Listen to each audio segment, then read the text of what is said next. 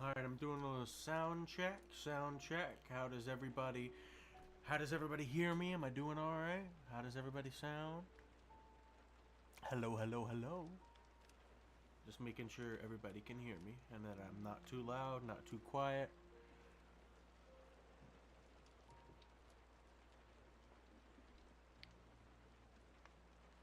Just doing a little sound check here.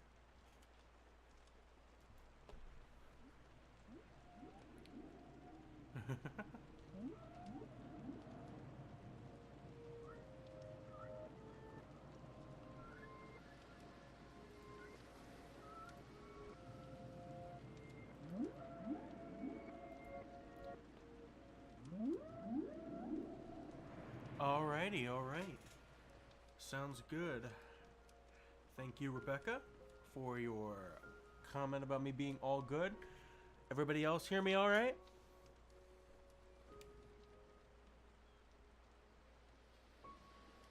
This is my first live stream. I'm very nervous. I hope everybody is having a great night and all. I'm so excited to start this. Okay, cool.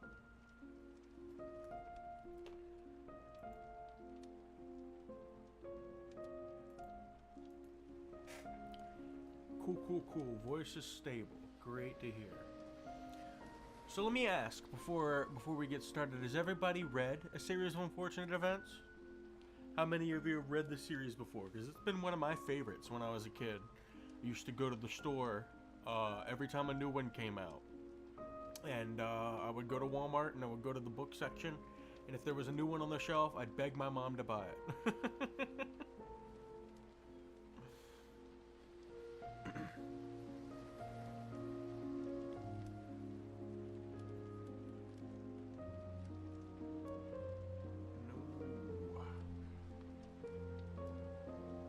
Watson Street.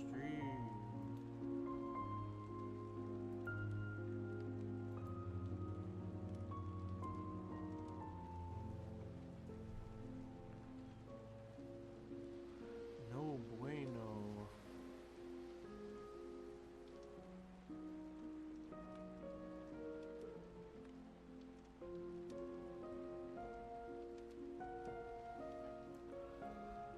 Alright, we got about 6 minutes until we officially start. Hope everybody's having a great night tonight.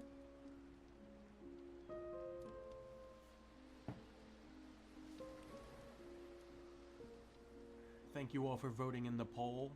It was not a very close race. This book won by a landslide, so I'm very glad I get the chance to read it to you all. It's one of my favorites.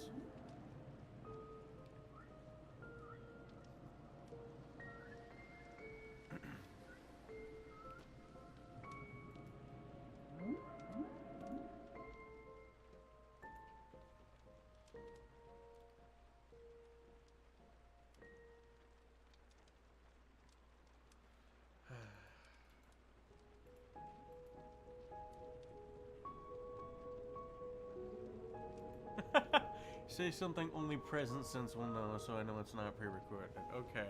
Well, Lusty, you fluster me with other languages. How about that? That's something only I know. Yeah, no, I think we've got everything gone. Thank you for removing them.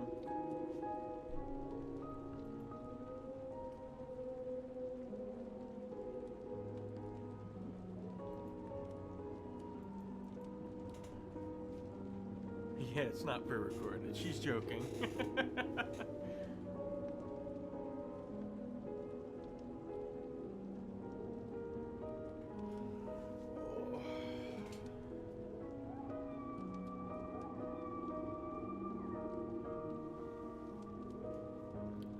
I've got the book right here. It's a physical book in my hands. So you will probably hear page turning ASMR. That's nice.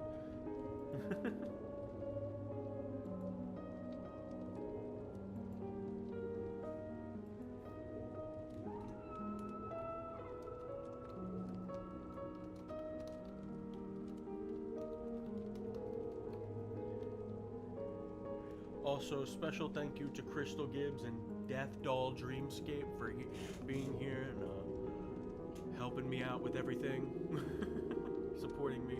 I love all of you, but Crystal's helping me mod.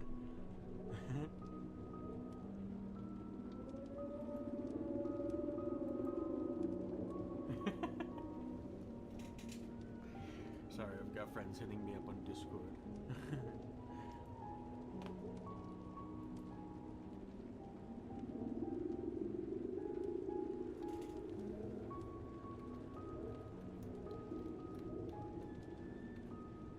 Alright. 3 minutes, everybody. I hope you're all excited.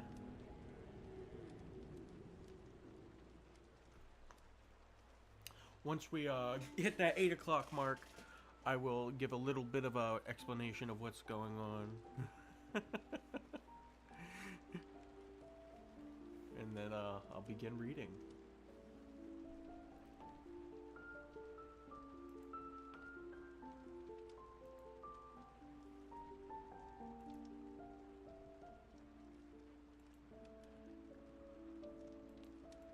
Hello, Candy Cane. Thank you for joining. Hello, Annie. Everybody, all the gang's here. Hell yeah.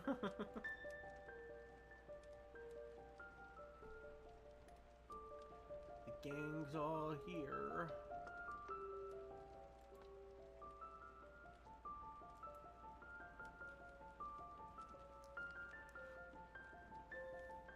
Alright, we got one more minute. One single 60-second interval. Excuse me. Hope that doesn't happen a lot while I'm reading. Don't want the hiccups.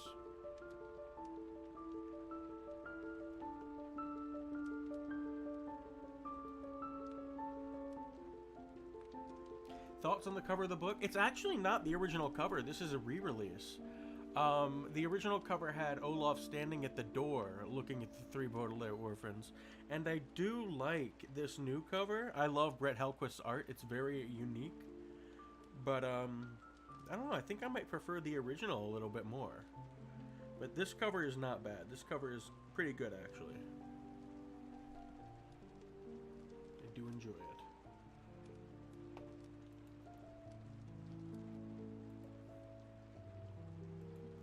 Alright, so everybody, it is just hit 8 o'clock. They made an account. Whisper made an account. Oh my gosh. Well, now the party can start.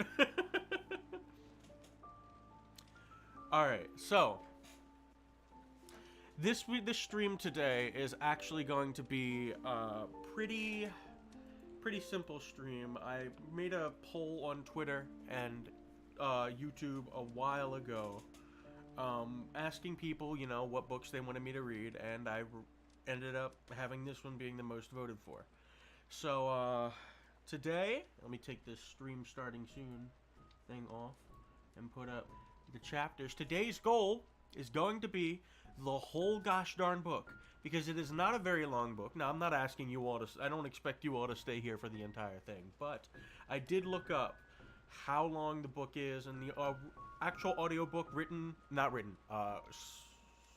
read, sorry, I'm very nervous. The actual audiobook read by Tim Curry is 3.5 hours about. So I don't expect it'll take quite long as like 6 or 7 hours. I don't think it'll be like that. It's probably going to be about a 4-hour stream.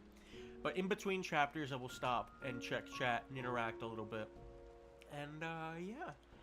So, I hope you are all very excited. I'm excited. And, yeah, I'm gonna go ahead and get started with reading. So, for those of you who don't know what this book is about or have never read it, I hope you're very excited. It's one of my favorites as a kid. Okay. Chapter 1. If you were interested in stories with happy endings, would be better off reading some other book. In this book, not only is there no happy ending, there is no happy beginning, and very few happy things in the middle. This is because not very many happy things happened in the lives of the three Baudelaire youngsters.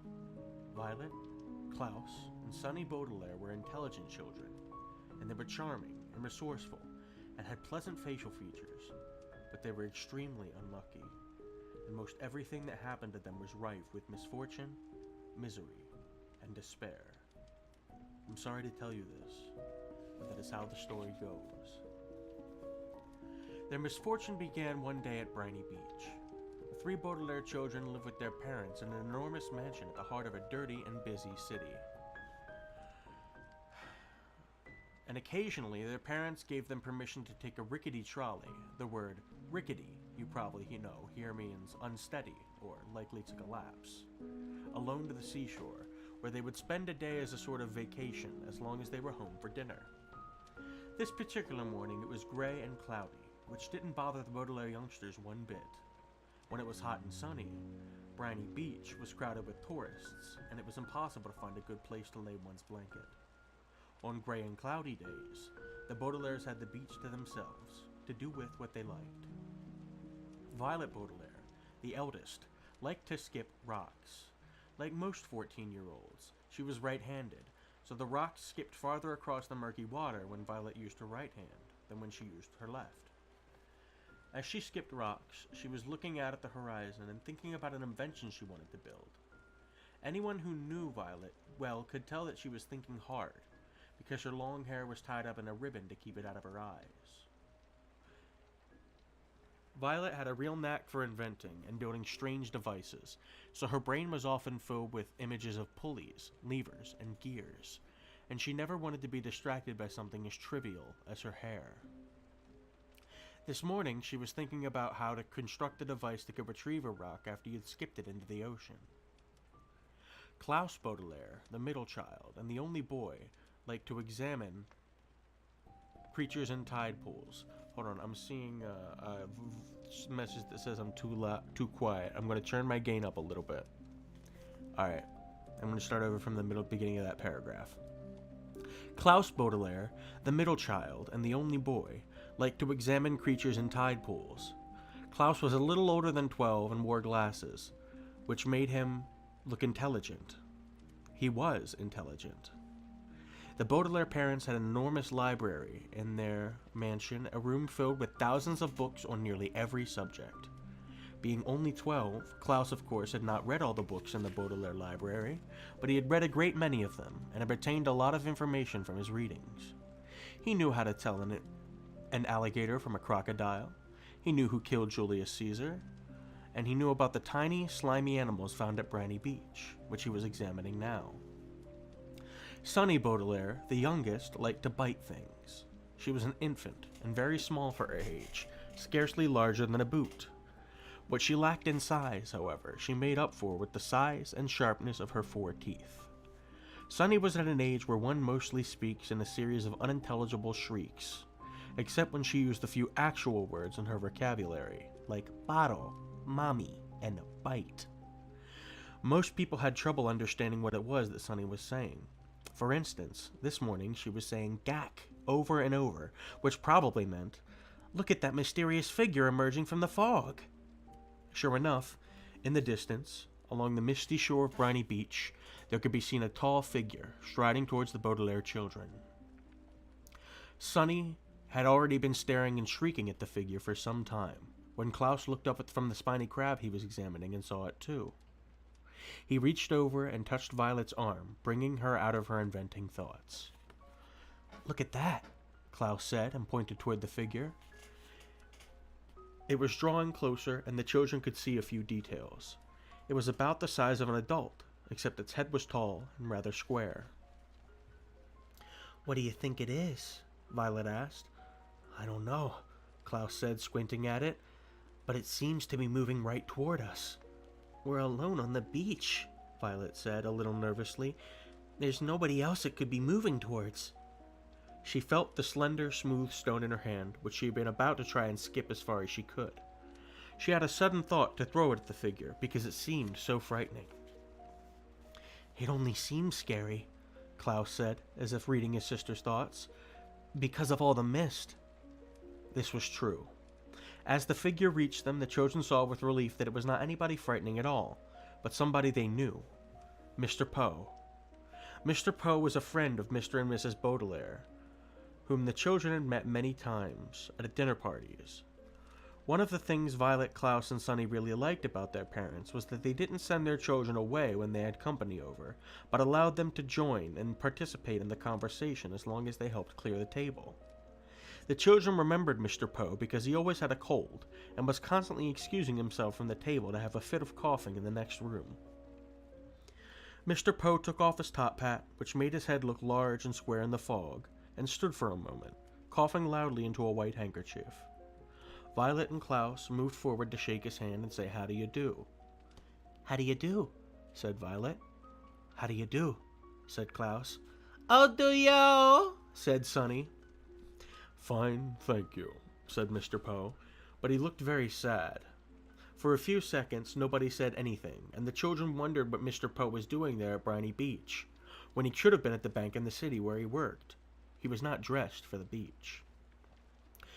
"It's a nice day," Violet said, finally making conversation. Sunny made a noise that sounded like an angry bird, and Klaus picked her up and held her. "Yes, it is a nice day," Mr. Poe said absently, staring out at the empty beach. "I'm afraid I have some very bad news for you children." The three Baudelaire siblings looked at him. Violet, with some embarrassment, felt the stone in her left hand and was glad she had not thrown it at Mr. Poe. "Your parents," Mr. Poe said, "have perished in a terrible fire." The children didn't say anything. "They perished," Mr. Poe said, "in a fire that destroyed the entire house. I'm very, very sorry to tell you this, my dears." Violet took her eyes off Mr. Poe and stared out at the ocean. Mr. Poe had never called the Baudelaire children my dears before. She understood what the words he was saying meant, but thought he must be joking, playing a terrible joke on her brother and her sister. "Perished," Mr. Poe said, "means killed." "We know what the word perished means," Klaus said crossly. He did know what the word perished meant, but he was still having trouble understanding exactly what it was that Mr. Poe had said. It seemed to him that Mr. Poe must have somehow misspoken. "The fire department arrived, of course," Mr. Poe said, "but they were too late. The entire house was engulfed in fire. It burned to the ground." Klaus pictured all the books in the library going up in flames. Now he'd never read all of them. Mr. Poe coughed several times into his handkerchief before continuing. "I was sent to retrieve you here, and to take you to my home, where you'll stay for some time while we figure things out. I am the executor of your parents' estate. That means I will be handling their enormous fortune and figuring out where you children will go. When Violet comes of age, the fortune will be yours, but the bank will take charge of it until you're old enough." Although he said he was the executor, Violet felt like Mr. Poe was the executioner. He had simply walked down to the beach to them and changed their lives forever. "Come with me," Mr. Poe said, and held out his hand. In order to take it, Violet had to drop the stone she was holding. Klaus took Violet's other hand, and Sunny took Klaus's other hand, and in that manner, the three Baudelaire children, the Baudelaire orphans now, were led away from the beach and from their previous lives. Hey, that's the end of chapter 1. Thank you so much for supporting me in the chat, guys. I know it's kind of boring hearing a guy just read a book to you, but I'm glad you all are here. It's okay. Hey, Saga. In between the chapters, I'm going to be interacting with chat a little bit. So, let me see what's been said. I hope my audio is better now. I did turn it up a little bit in the middle of the chapter.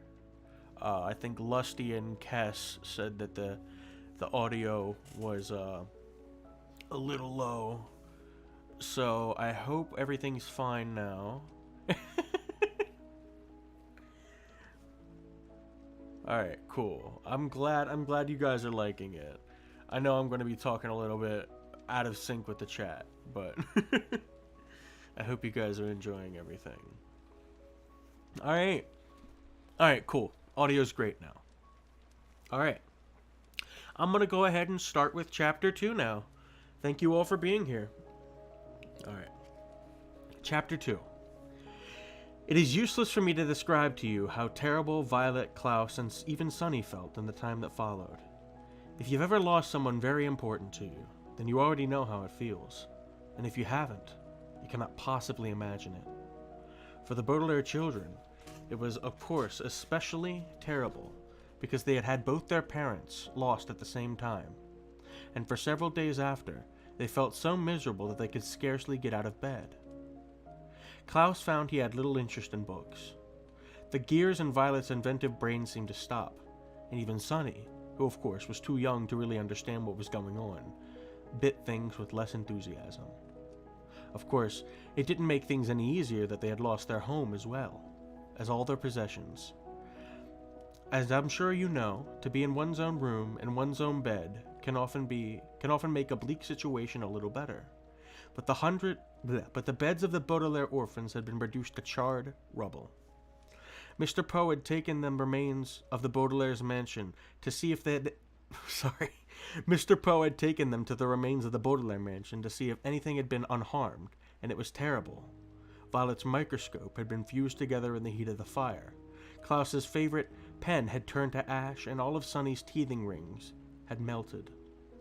Here and there, the children could see traces of the enormous home that they had loved.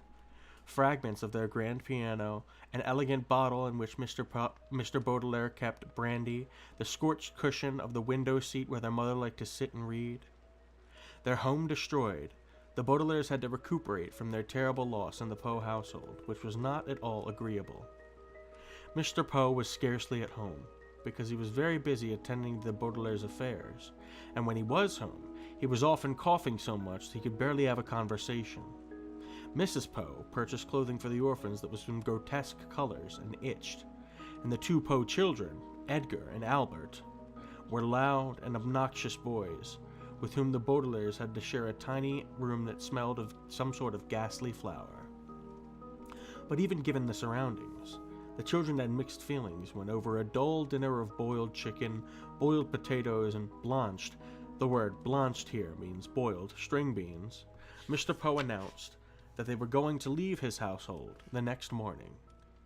"Good," said Albert, who had a piece of potato stuck in between his teeth. "Now we can get our room back. I'm tired of sharing it. Violet and Klaus are always moping around and are never any fun. And the baby bites," Edgar said, tossing a chicken bone to the floor as if he were an animal in a zoo and not the son of a well-respected member of the banking community. "Where will we go?" Violet asked nervously. Mr. Poe opened his mouth to say something, but erupted into a brief fit of coughing. "I have made arrangements," he said finally, "for you two to be raised by a distant relative of yours, who lived on the other side of town. His name is Count Olaf." Violet, Klaus, and Sunny looked at one another, unsure of what to think. On one hand, they didn't want to live with the Poes any longer. On the other hand, they had never heard of Count Olaf, and didn't know what he would be like. "Your parents' will," Mr. Poe said, "instructs that you are to be raised in the most convenient way possible. Here in the city, you'll be used to your surroundings, and this Count Olaf is the only relative who lives within the urban limits." Klaus thought this over for a minute, as he swallowed a bit of chewy bean. "But our parents never mentioned Count Olaf to us. Just how is he related to us exactly?" Mr. Poe looked down at Sunny, who was biting a fork and listening closely. "He is either a third cousin 4 times removed, or a fourth cousin 3 times removed. He is not your closest relative on the family tree, but he is the closest geographically. That's why—" "If he lives in the city," Violet said, "why didn't our parents ever invite him over?" "Probably because he was very busy," Mr. Poe said. "He's an actor by trade, and often travels around the world with various theater companies." "I thought he was a count," Klaus said. "He is both a count and an actor," Mr. Poe said. "Now, I don't mean to cut short our dinner, but you children have to pack up your things. I have to return to the bank to do some more work. Like your new legal guardian, I am very busy myself." The 3 Baudelaire children had many more questions for Mr. Poe, but he had already stood up from the table, and with a slight wave of his hand, disappeared from the room. They heard him coughing into his handkerchief, and then the front door creaked shut as he left the house. "Well," Mrs. Poe said, "you three had better start packing. Edgar, Albert, please help me clear the table."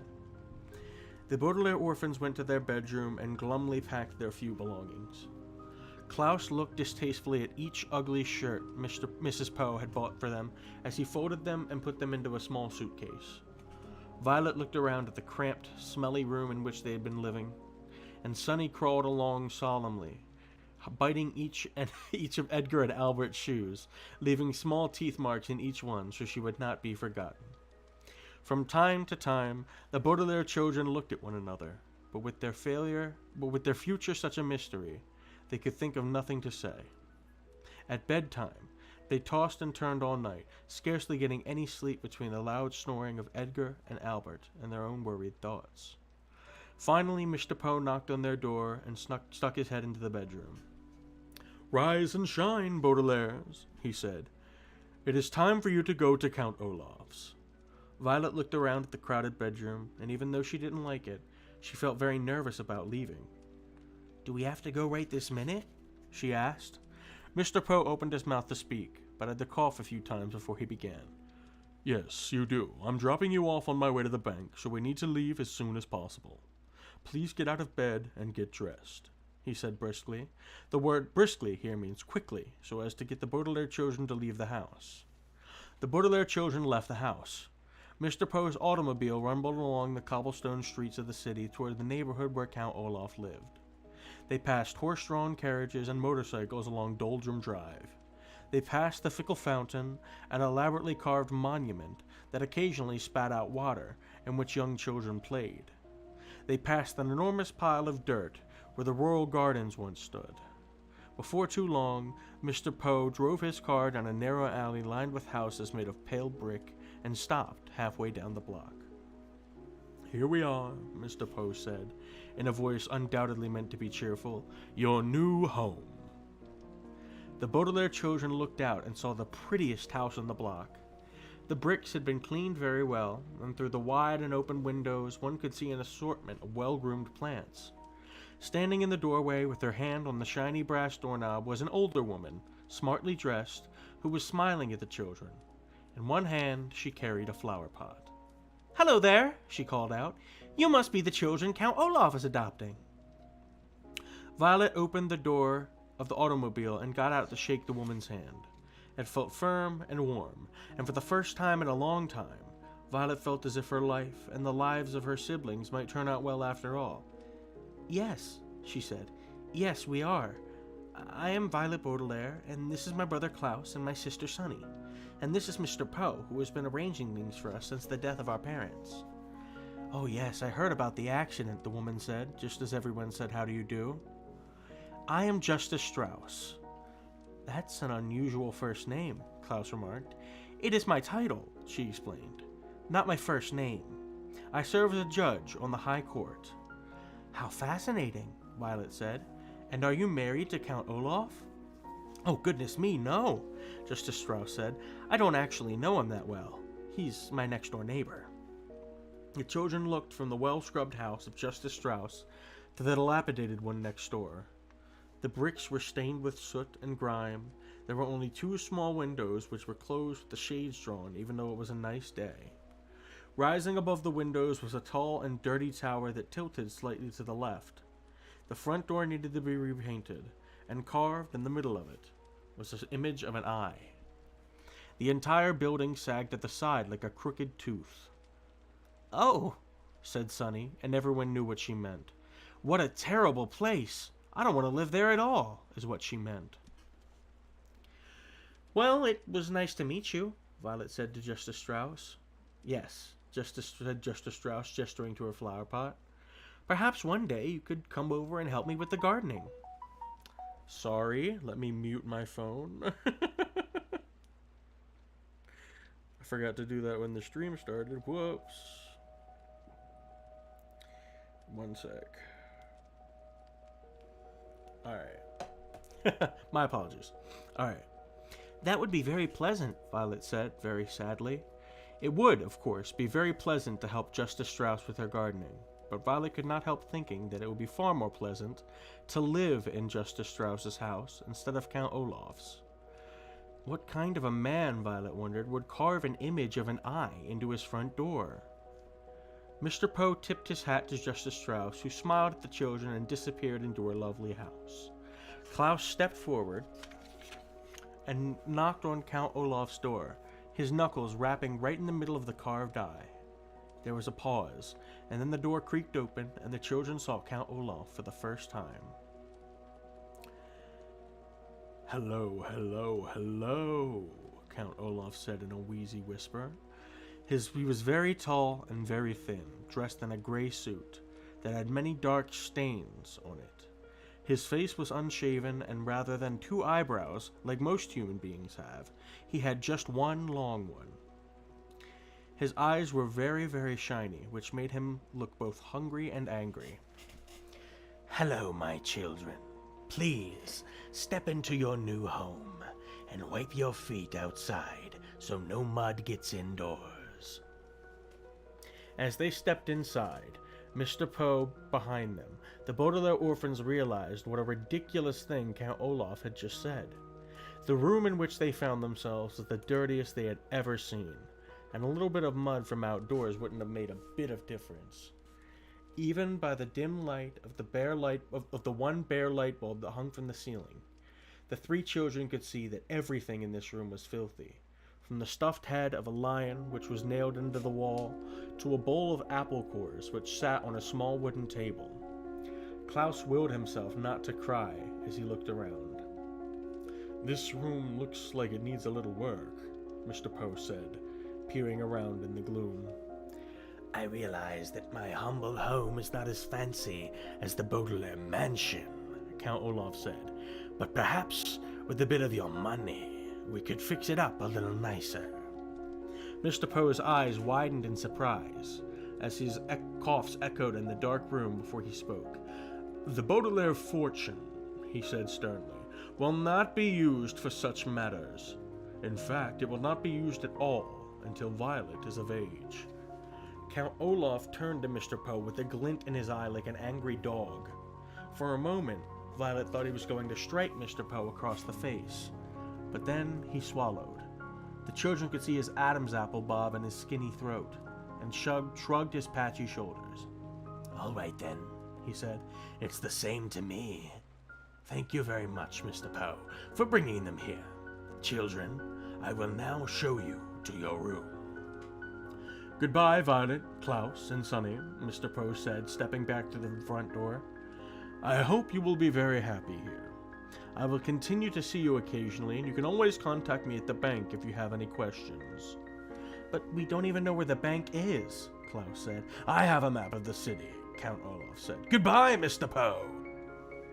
He leaned forward to shut the door, and the Baudelaire orphans were too overcome with despair to get a last glimpse of Mr. Poe.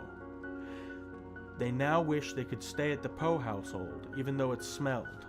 Rather than looking at the door, then, the orphans all looked down and saw that although Count Olaf was wearing shoes, he wasn't wearing any socks. They could see in the space of pale skin between his tattered trouser cuff and his black shoe that Count Olaf had an image of an eye tattooed on his ankle, matching the eye on his front door. They wondered how many others were in Count Olaf's house, and whether, for the rest of their lives, they would always feel as though Count Olaf were watching them when he wasn't nearby. That's the end of Chapter 2. I see that Crystal has said when I get a chance, lower the piano just a little bit. I will do that now. I'm going to lower it 1 decibel. But I hope you guys are enjoying the story. It's a very good book. Let me check and see what everybody said so far. Thank you, Death Doll Dreamscape, for complimenting my reading. I hope I am doing well. Alright, I'm going to lower the piano just a little bit more. I think it's just that particular song. It's been competing with me. But, yeah. Okay. Okay, good. Alright, good. Alright, glad everybody's liking it. Okay. I'm glad everybody's enjoying it so far. And if it's all the same to everybody else, I'm going to continue on with Chapter 3. Okay. Chapter 3. I don't know if you've ever noticed this, but first impressions are often entirely wrong. You can look at a painting for the first time, for example, and not like it at all, but after looking at it a little longer, you may find it very pleasing. The first time you try, you may find gorgonzola cheese too strong, but when you are older, you may want to eat nothing but gorgonzola cheese. Klaus, when Sunny was born, did not like her at all, but by the time she was 6 weeks old, the two of them were thick as thieves. Your initial opinion on just about anything may change over time. I wish I could tell you that the Baudelaire's first impression of Count Olaf and his house were incorrect, as first impressions so often are. But these impressions, that Count Olaf was a horrible person, and his house a depressing pigsty, were absolutely correct. During the first few days of the orphans' arrival at Count Olaf's, Violet, Klaus, and Sunny attempted to make themselves feel at home.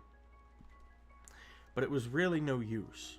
Even though Count Olaf's house was quite large, the three children were placed together in one filthy bedroom that only had one small bed in it. Violet and Klaus took turns sleeping in it, so that every other night one of them was in the bed and the other one was sleeping on the hard wooden floor. And the bed's mattress was so lumpy, it was difficult to say who was more uncomfortable. To make a bed for Sunny, Violet removed the dusty curtains from the curtain rod that hung over the bedroom window and bunched them together to form a sort of cushion, just big enough for her sister. However, without curtains over the cracked glass, the sun streamed through the window every morning, so the children woke up early and sore each day. Instead of a closet, there was a large cardboard box that had once held a refrigerator and would now hold the three children's clothes, all piled in a heap. Instead of toys, books, or other things to amuse the youngsters, Count Olaf had provided a small pile of rocks. And the only decoration on the peeling walls was a large and ugly painting of an eye, matching the one on Count Olaf's ankle and all over the house. But the children knew, as I'm sure you know, that the worst surroundings in the world can be tolerated if the people in them are interesting and kind. Count Olaf was neither interesting nor kind. He was demanding, short-tempered, and bad-smelling. The only good thing to be said for Count Olaf is that he wasn't around very often. When the children woke up and chose their clothing out of the refrigerator box, they would walk into the kitchen and find a list of instructions left for them by Count Olaf, who would often not appear until nighttime. Most of the days he spent out of the house, or up in the high tower where the children were forbidden to go. The instructions he left for them were usually difficult chores, such as repainting the back porch or repairing the windows, and instead of a signature, Count Olaf would draw an eye at the bottom of his note. One morning, his note read, "My theater troupe will be coming for dinner before tonight's performance. Have dinner ready for all 10 of them by the time they arrive at 7 o'clock. Buy the food, prepare it, set the table, serve dinner, clean up afterwards, and stay out of our way." Below that, there was the usual eye, and underneath the note was a small sum of money for the groceries. Violet and Klaus read the note as they ate their breakfast, which was gray and lumpy oatmeal Count Olaf left for them each morning in a large pot on the stove. Then they looked at each other in dismay. "None of us knows how to cook," Klaus said. "That's true," Violet said. "I knew how to repair those windows and how to clean the chimney because those sort of things interest me, but I don't know how to cook anything except toast." "And sometimes you burn the toast," Klaus said, and they smiled. They were both remembering a time when the two of them got up early to make a special breakfast for their parents. Violet had burned the toast, and their parents, smelling smoke, had run downstairs to see what the matter was. When they saw Violet and Klaus looking forlornly at pieces of pitch-black toast, they laughed, and then made pancakes for the whole family. "I wish they were here," Violet said. She did not have to explain she was talking about their parents. They would never let us stay in a dreadful place like this. If they were here, Klaus said, his voice rising as he got more and more upset, we wouldn't have to be with Count Olaf in the first place.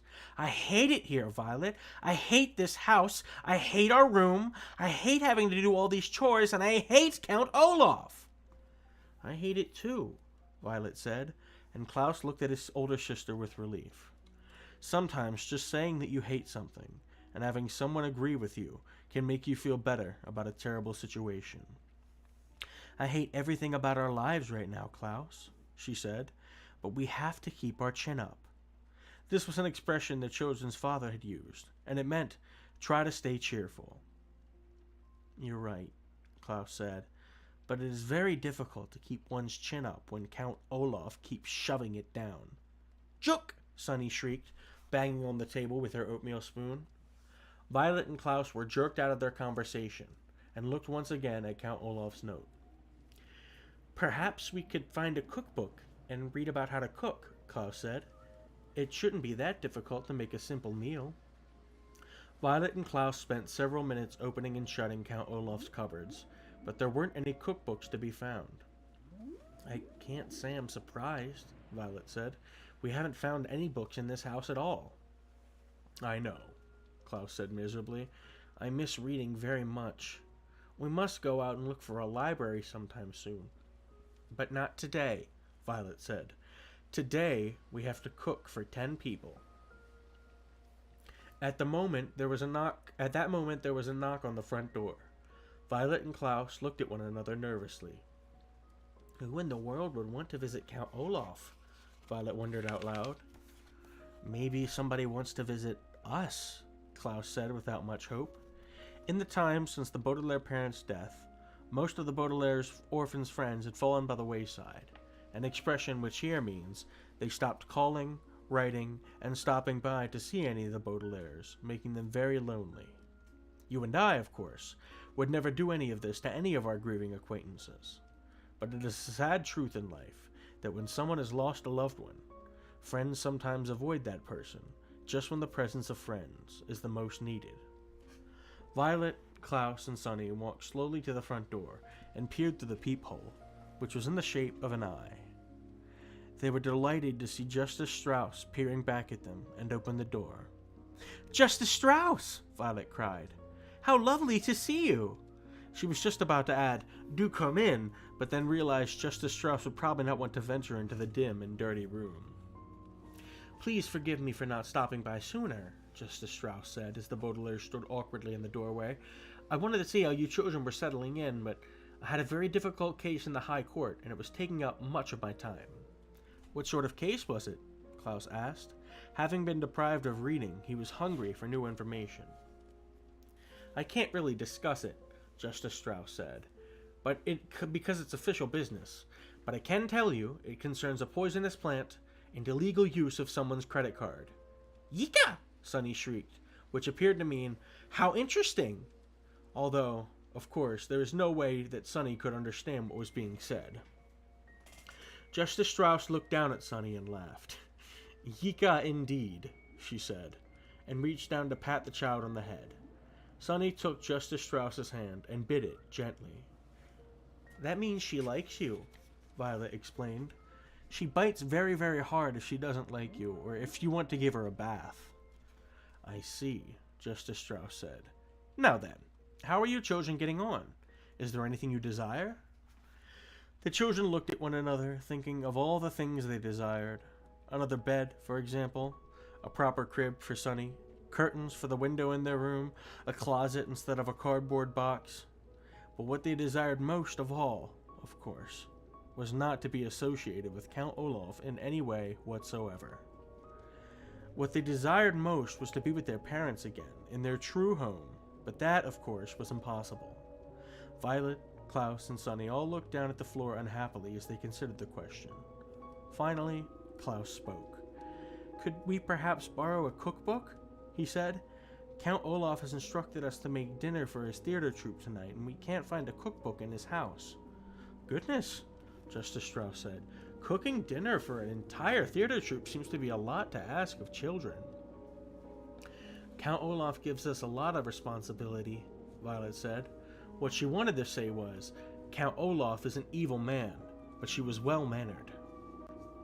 Well, why don't you come over next door to my house, Justice Strauss said, and find a cookbook that pleases you. The youngsters agreed and followed Justice Strauss out the door and over to her well-kept house. She led them through an elegant hallway smelling of flowers into an enormous room, and when they saw what was inside, they nearly fainted from delight. Klaus especially. The room was a library, not a public library, but a private library. That is, a large collection of books belonging to Justice Strauss.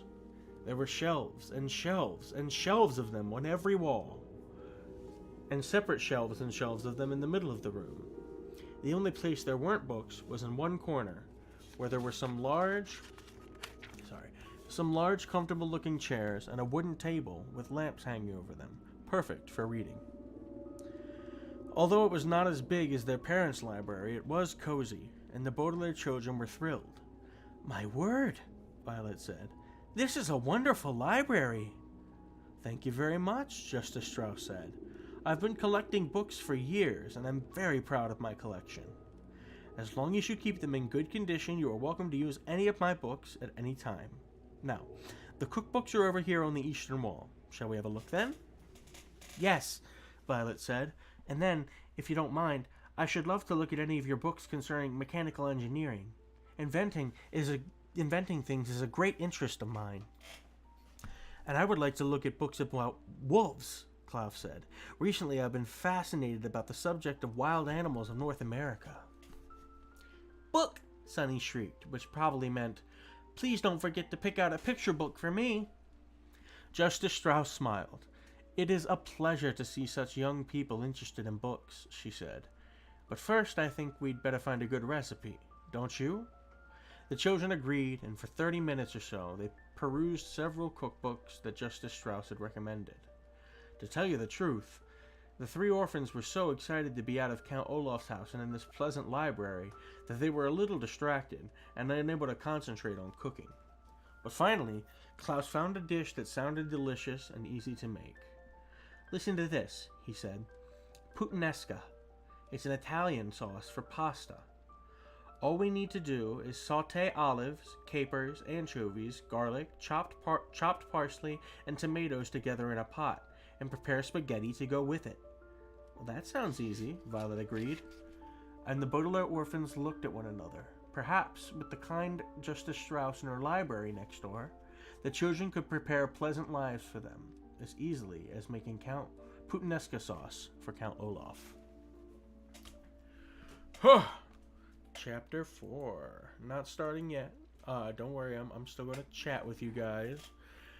There's 8 of you here now. Amazing. Hello, everybody.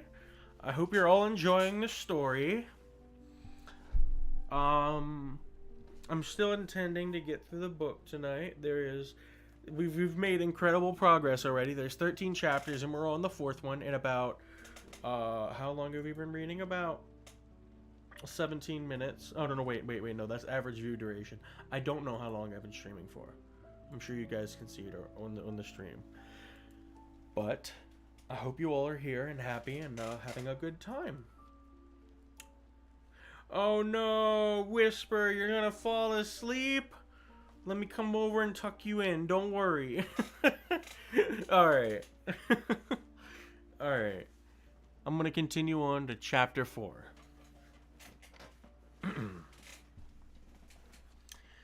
Chapter 4.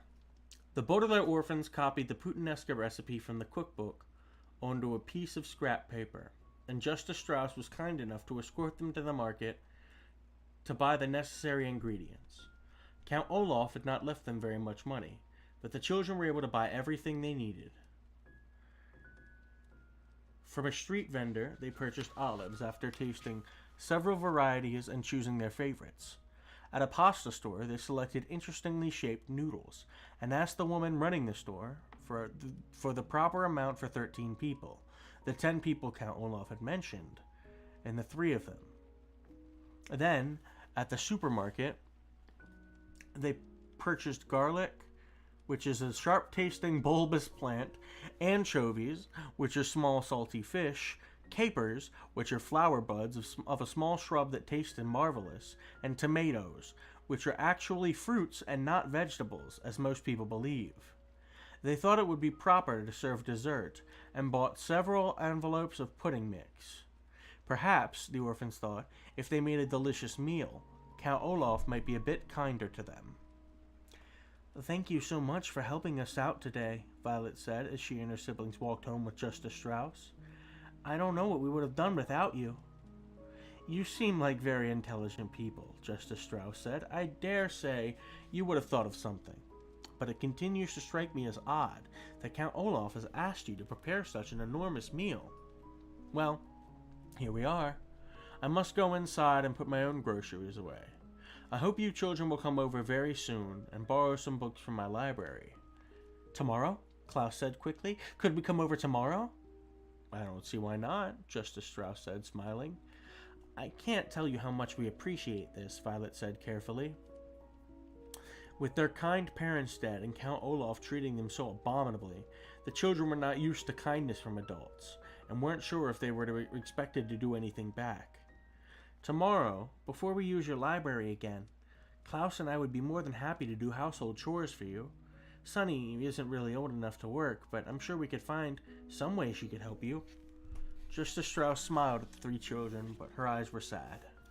She reached out a hand and put it on Violet's hair, and Violet felt more comforted than she had in some time. "That won't be necessary," Justice Strauss said. "You are always welcome in my home." Then she turned and went into her home, and after a moment of staring after her, the Baudelaire orphans went into theirs. For most of the afternoon, Violet, Klaus, and Sunny cooked the puttanesca sauce according to the recipe. Violet roasted the garlic and washed and chopped the anchovies. Klaus peeled the tomatoes and pitted the olives. Sunny banged on a pot with a wooden spoon, singing a rather repetitive song that she had written herself. And all three of the children felt less miserable since their arrival at Count Olaf's.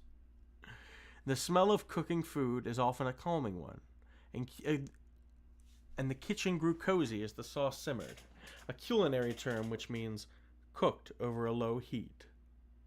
The three orphans spoke of pleasant memories of their parents and about Justice Strauss, who they agreed was a wonderful neighbor, and in whose library they planned to spend a great deal of time. As they talked, they mixed and tasted the chocolate pudding. Just as they were placing the pudding in the refrigerator to cool, Violet, Klaus, and Sunny heard a loud, booming sound as the front door was flung open, and I'm sure I don't have to tell you who was home. "Orphans?" Count Olaf called out in his scratchy voice. "Where are you, orphans?" Sorry, I wanted to make sure the stream was okay because I didn't hear anything for a while. Looks like it's doing okay. Alright. "Orphans?" Count Olaf called in his scratchy voice. "Where are you, orphans?" "In the kitchen, Count Olaf," Klaus called. "We were just finishing dinner." "You'd better be," Count Olaf said, and strode into the kitchen. He gazed at all three Baudelaire children with his shiny, shiny eyes. "My troop is right behind me, and they are very hungry. Where is the roast beef?" "We didn't make any roast beef," Violet said.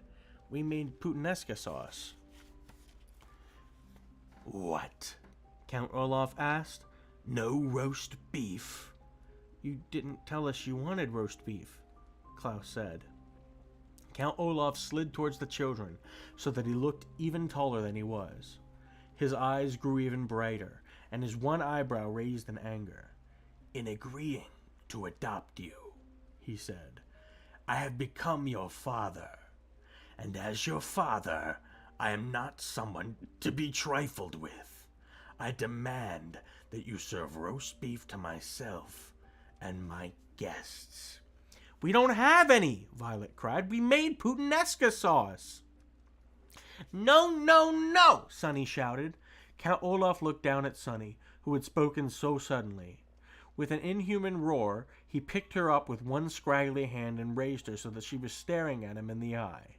Needless to say, Sunny was very frightened and began crying immediately, too scared to even try to bite the hand that held her.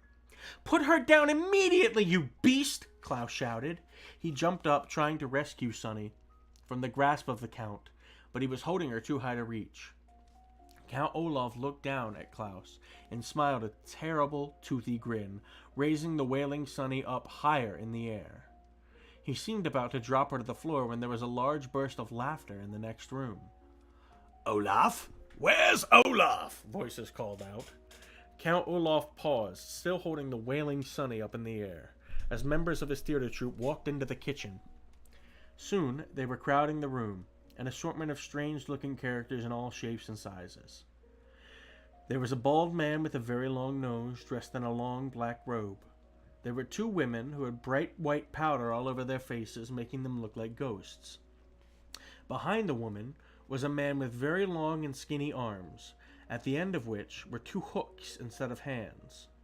There was a person who was extremely fat, and who looked like neither a man nor a woman. And behind this person, standing in the doorway, were an assortment of people the children could not see, but who promised to be just as frightening. "Here you are, Olaf," said one of the... Oh, that's a white-faced woman. "Here you are, Olaf," said one of the white-faced women. "What in the world are you doing?" "I'm just disciplining the orphans," Count Olaf said. "I asked them to make dinner, and all they have made is some disgusting sauce." "You can't go easy on children," the man with the hook hand said. "They must be taught to obey their elders." The tall, bald man peered at the youngsters. "Are these," he said to Count Olaf, "the wealthy children you were telling me about?" "Yes," Count Olaf said. "They are so awful. I can scarcely stand to touch them." With that, he lowered Sunny, who was still wailing, to the floor. Violet and Klaus breathed a sigh of relief that he had not dropped her from that great height. "I don't blame you," said someone in the doorway. Count Olaf rubbed his hands together as if he had been holding something revolting instead of an infant. "Well, enough talk," he said. "I suppose we will eat their dinner, even though it is all wrong. Everyone, follow me into the dining room and I will pour some wine. Perhaps by the time these brats serve us, we will be too drunk to care if it is roast beef or not." "Hurrah!" cried several members of the troupe as they marched through the kitchen, following Count Olaf into the dining room. Nobody paid a bit of attention to the children except for the bald man, who stopped and stared Violet in the eye.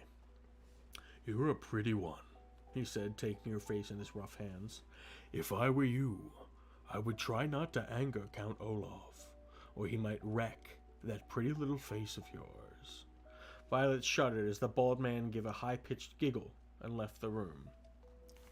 The Baudelaire children, alone in the kitchen, found themselves breathing heavily, as if they had just run a long distance. Sunny continued to wail, and Klaus found that his eyes were wet with tears as well. Only Violet didn't cry, but merely trembled with fear and revulsion, a word which here means an unpleasant mixture of horror and disgust. For several moments, none of them could speak. "This is terrible, terrible," Klaus said finally. "Violet, what can we do?" "I don't know," she said. "I'm afraid." "Me too," Klaus said. "Hux!" Sunny said as she stopped crying.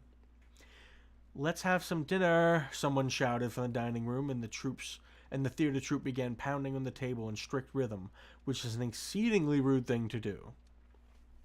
"We'd better serve the puttanesca," Klaus said, "or who knows what Count Olaf will do to us." Violet thought of what the bald man had said about wrecking her face, and nodded. The two of them looked at the pot of bubbling sauce, which had seemed so cozy while they were making it, and now suddenly looked like a vat of blood. Then, leaving Sunny behind in the kitchen, they walked into the dining room, Klaus carrying a bowl of the interestingly shaped noodles, and Violet carrying the pot of puttanesca sauce, and a large ladle with which to serve it.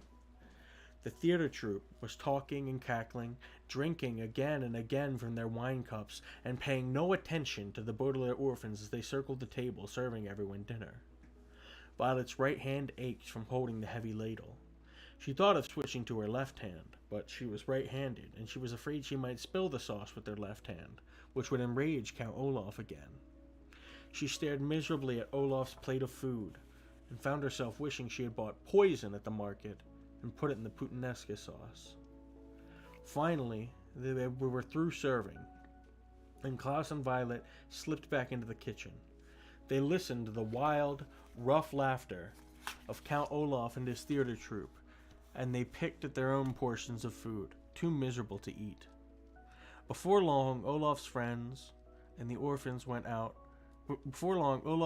were pounding on the table in strict rhythm again, and the orphans went out to the dining room to clear the table. But then again to serve the chocolate pudding, sorry. By now, it was obvious that Count Olaf and his associates had drank a great deal of wine, and they slouched to the table and spoke much less.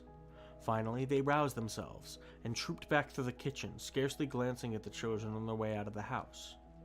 Count Olaf looked around the room, which was filled with dirty dishes.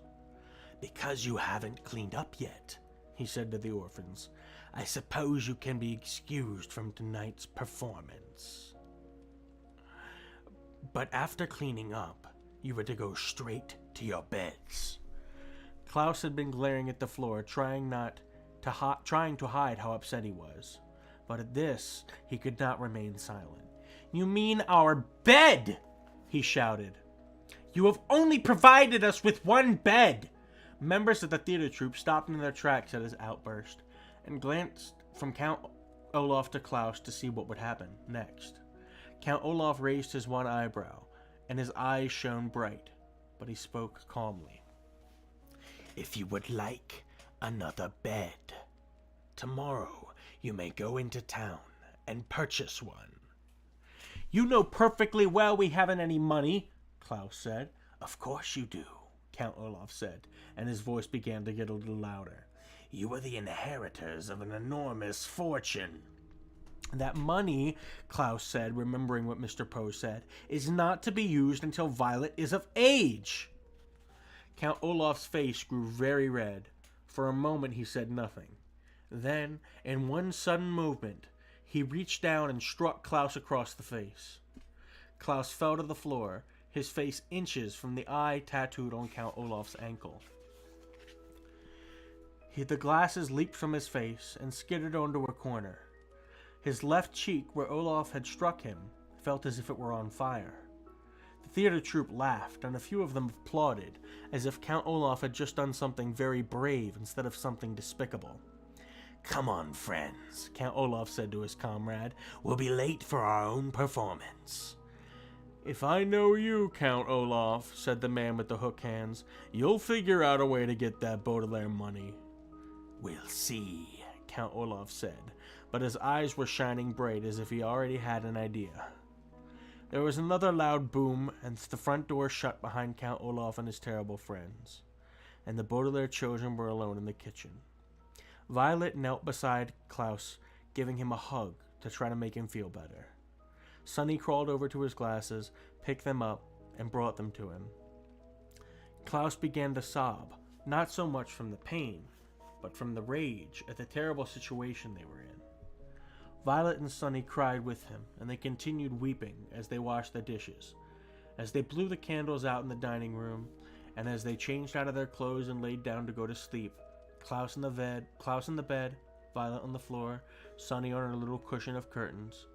The moonlight shone through the window, as if anyone had looked in, and if anyone had looked in the Baudelaire orphan's bedroom, they would have seen the three children crying quietly all night long. Oh man, Count Olaf, he's a horrible person. Such a terrible man. That's the end of chapter 4. We're moving on to chapter 5. Let me see how many people are here. Still 8. Loving it. Loving it for everybody. So glad you guys are here. And I hope you're all enjoying it still. I know it's kind of a depressing story, but trust me, it has a happy ending 13 books later. But it's not called A Series of Unfortunate Events for nothing, I promise. There are quite a few unfortunate events still to come. Alright. I'm going to continue on to chapter 5. Sorry if you hear my chair squeaking. Oh no, don't Crystal, don't recommend Rants and Rap. That's my old channel. That's got a lot of amateur videos on it. Don't look that up. Please. I gotta get rid of that channel. Alright. Chapter 5. Unless you have been very, very lucky, you have undoubtedly experienced events in your life that have made you cry. So unless you have been very, very lucky, you know that a good long session of weeping can often make you feel better, even if your circumstances have not changed one bit. So it was with the Baudelaire orphans. Having cried all night, they rose the next morning feeling as if there were a weight off their shoulders. The 3 children knew, of course, that they were still in a terrible situation, but they thought they might do something to make it better. The morning note from Count Olaf ordered them to chop firewood in the backyard, and as Violet, Klaus, and Sunny swung the axe down over each log to break it into smaller pieces, they discussed possible plans of action, while Sunny chewed meditatively, that's a hard word, while Sunny chewed meditatively on a small piece of wood. Clearly, Klaus said, fingering the ugly bruise on his face where Count Olaf had struck him, we cannot stay here any longer. I would rather take my chances on the streets than live in a place like this terrible one. But who knows what misfortune will befall us on the streets, Violet pointed out. At least here we have a roof over our heads. I wish our parents' money could be used now instead of when you come of age, Klaus said. Then we could buy a castle and live in it, with armed guards patrolling the outside to keep out Count Olaf and his troop. And I could have a large inventing studio, Violet said wistfully. She swung the axe down and split a log neatly in two, filled with gears and pulleys and wires and an elaborate computer system. And I could have, sorry, that was a deep voice. And I could have a large library, Klaus said, as comfortable as Justice Strauss's, but more enormous. Gibbo! Sunny shrieked, which appeared to mean, and I could have lots of things to bite. But in the meantime, Violet said, we have to do something about our predicament. Perhaps Justice Strauss could adopt us, Klaus said. She said we were always welcome in her home. But she meant for a visit or to use her library, Violet pointed out. She didn't mean to live.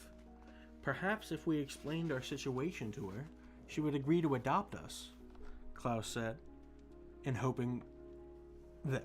hopefully.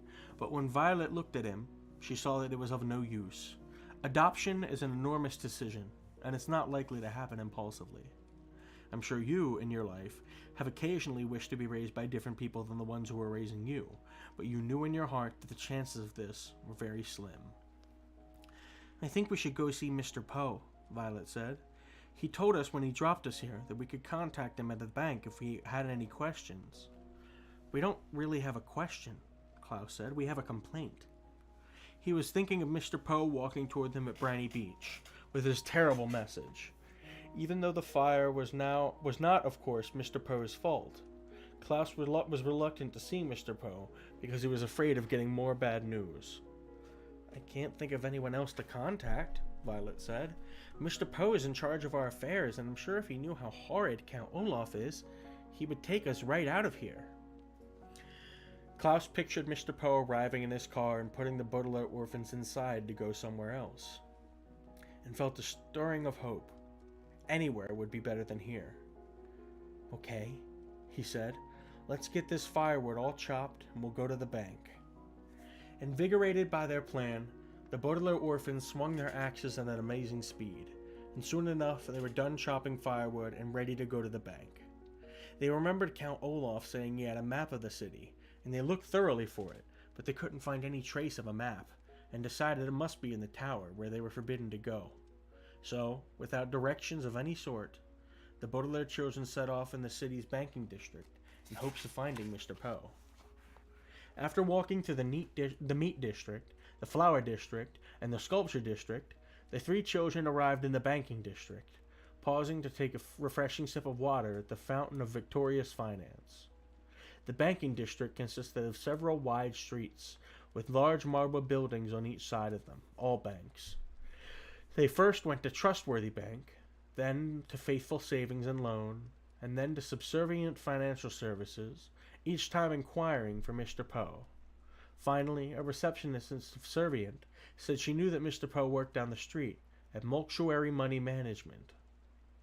The building was square and rather plain-looking, though once inside, the three orphans were intimidated by the hustle and bustle of the people as they raced around the large, echoey room. Finally, they asked a uniformed guard whether they had arrived at the right place to speak to Mr. Poe, and he led them through a large office filled with many file cabinets and no windows. "Why, hello," said Mr. Poe in a puzzled tone of voice. He was sitting at a desk covered in typed papers that looked important and boring. Surrounding a small framed photograph of his wife and his two beastly sons were 3 telephones with flashing lights. "Please, come in." "Thank you," Klaus said, shaking Mr. Poe's hand. The Baudelaire youngsters sat down in 3 large, comfortable chairs. Mr. Poe opened his mouth to speak, but had to cough into a handkerchief before he could begin. "I'm very busy today," he said finally, "so I don't have much time to chat. Next time you should call ahead of time when you plan on being in the neighborhood, and I will put some time aside to take you to lunch." "That would be very pleasant," Violet said, "and we're sorry we didn't contact you before we stopped by, but we find ourselves in an urgent situation." "Count Olaf is a madman," Klaus said, getting right to the point. "We cannot stay with him." Wait, hold on. Did I skip a page? No, I didn't. "He struck Klaus across the face. See his bruise?" Violet said, but just as she said it, one of the telephone rings in a loud and unpleasant wail. "Excuse me," Mr. Poe said, and he picked up the phone. "Poe here," he said into the receiver. "What?" "Yes. Yes. Yes. Yes. No. Yes. Thank you." He hung up the phone and looked at the Baudelaires as if he had forgotten they were there. "I'm sorry," Mr. Poe said. "What were you talking about?" "Oh yes, Count Olaf. I'm sorry you do not have a good first impression of him." "He has only provided us with 1 bed," Klaus said. "He makes us do a great many difficult chores. He drinks too much wine." "Excuse me," Mr. Poe said as another telephone rang. "Poe here," he said. 7. 7. 7. 6.5. 7. You're welcome." He hung up and quickly wrote something down on one of his papers, then looked at the children. "I'm sorry," he said. "What were you saying about Count Olaf?" "Making you do chores doesn't sound too bad." "He calls us orphans. He has terrible friends. He's always asking about our money." "Poco!" This was from Sonny. Mr. Poe put up his hands to indicate that he had heard enough. "Children, children," he said, "you must give yourselves time to adjust to your new home. You've only been there a few days." We have been there long enough to know Count Olaf is a bad man," Klaus said. Mr. Poe sighed and looked at each of the 3 children. His face was kind, but it didn't look like he really believed what the Baudelaire orphans were saying. "Are you familiar with the Latin term, in loco parentis?" he asked. Violet and Sonny looked at Klaus, the biggest reader of the 3. He was the most likely to know vocabulary words and foreign phrases. "Something about trains?" he asked. Maybe Mr. Poe was going to take them by train to another relative. Mr. Poe shook his head. "In loco parentis means acting in the role of parent," he said. "It is a legal term and it applies to Count Olaf. Now that you 3 are in his care, Count Olaf may raise you using any methods he sees fit. I'm sorry if your parents did not make you do any household chores, or if you never saw them drink any wine, or if you liked their friends better than Count Olaf's friends. But these are things that you must get used to, as Count Olaf is acting in loco parentis. Understand?" "But he struck my brother," Violet said. "Look at his face!" As Violet spoke, Mr. Poe reached into his pocket for his handkerchief, and covering his mouth, coughed many, many times into it. He coughed so loudly that Violet could not be certain he had heard her. Whatever Count Olaf has done, Mr. Poe said, glancing down one of his papers and circling a number, he has acted in loco parentis, and there is nothing I can do about it. Your money will be well protected by myself and the bank, but Count Olaf's parenting techniques are his own business. Now, I hate to usher you out post-haste, but I have very much work to do.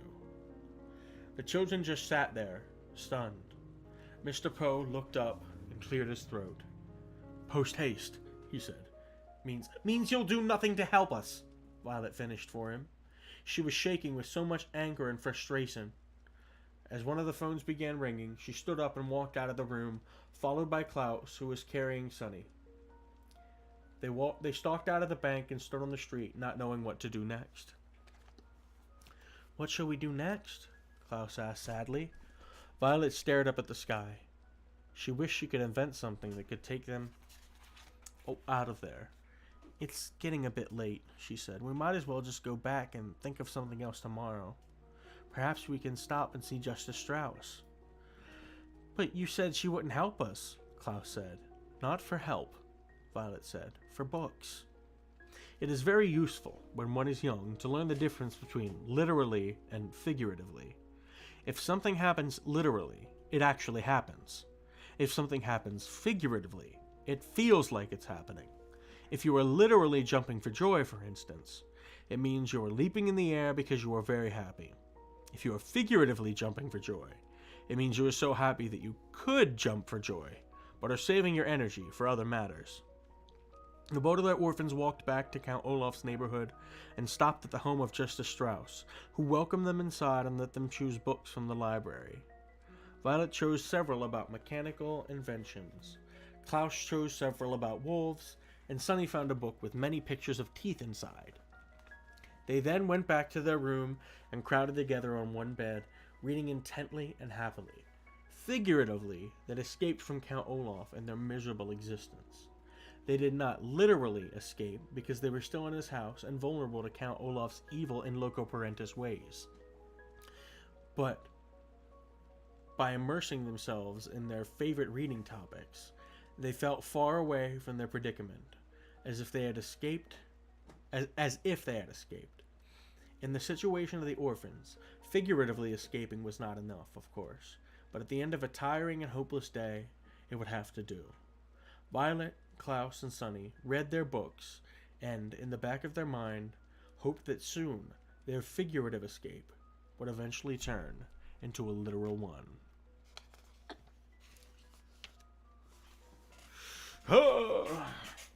Okay, that is chapter 5.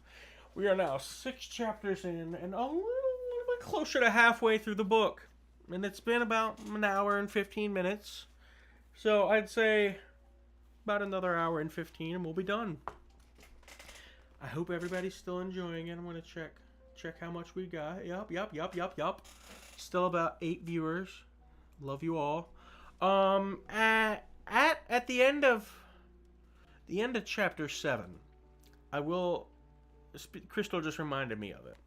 At the end of chapter 7, I'm going to show you. I actually do have a project I've been working on, where it's a rap album, that is based off of all of these books. Each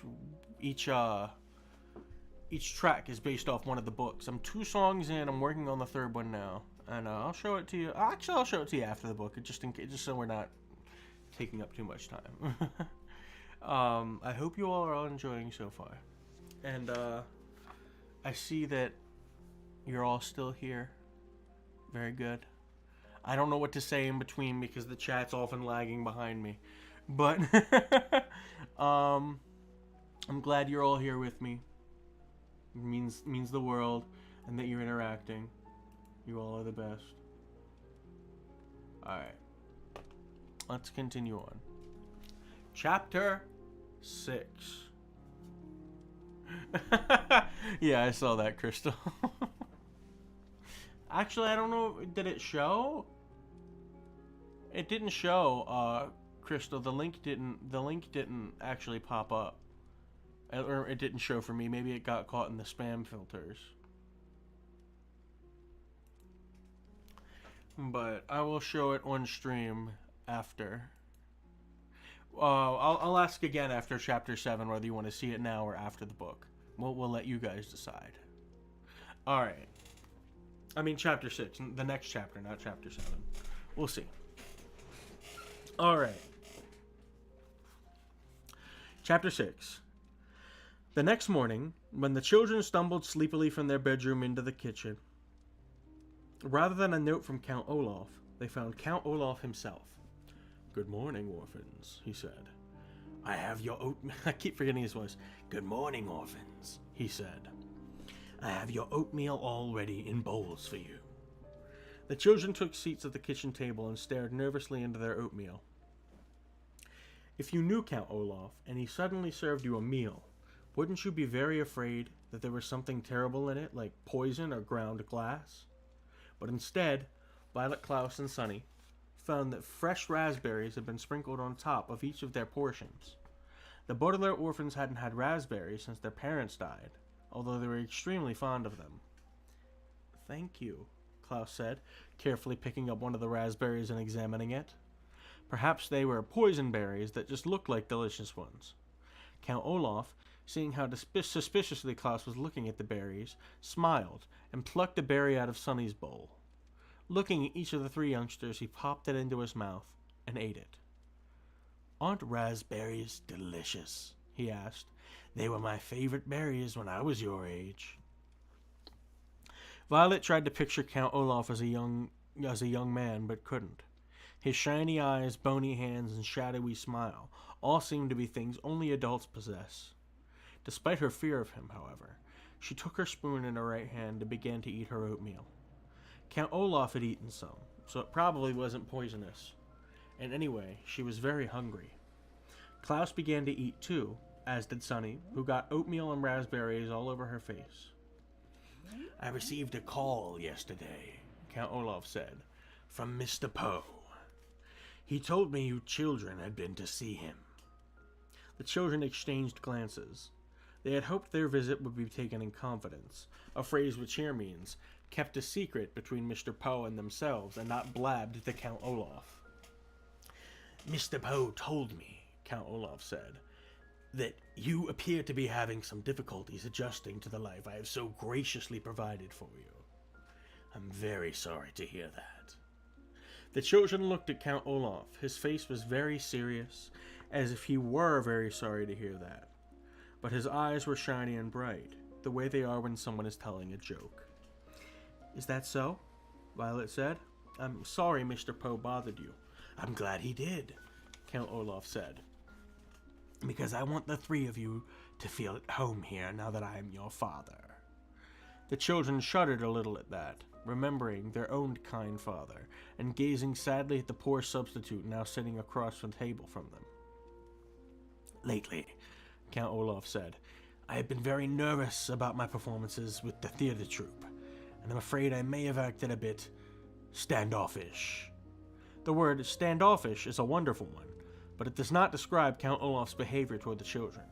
It means reluctant to associate with others, and it might describe somebody who, during a party, would stand in a corner and not talk to anyone.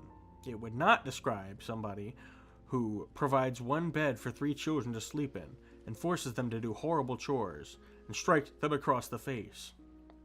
There are many words for people like that, but standoffish is not one of them. Klaus knew the word standoffish and almost laughed out loud at Count Olaf's incorrect use of it, but his face still had a bruise on it, so Klaus remained silent. "Therefore, to make you feel a little more at home here, I would like to have you participate in my next play. Perhaps if you took part in the work I do, you would be less likely to run off complaining to Mr. Poe." "In what way would we participate?" Violet asked. She was thinking of all the chores they already did for Count Olaf and was not in the mood to do more. "Well," Count Olaf said, his eyes shining brightly, "the play is called The Marvelous Marriage, and it is written by the great playwright Al von Koote. We will give only one performance on this Friday night. It is about a man who is very brave and intelligent, played by me. In the finale, he marries a young, beautiful woman that he loves, in front of a crowd of cheering people. You, Klaus, and you, Sonny, will play some of the cheering people in the crowd. But we're shorter than most adults, Klaus said.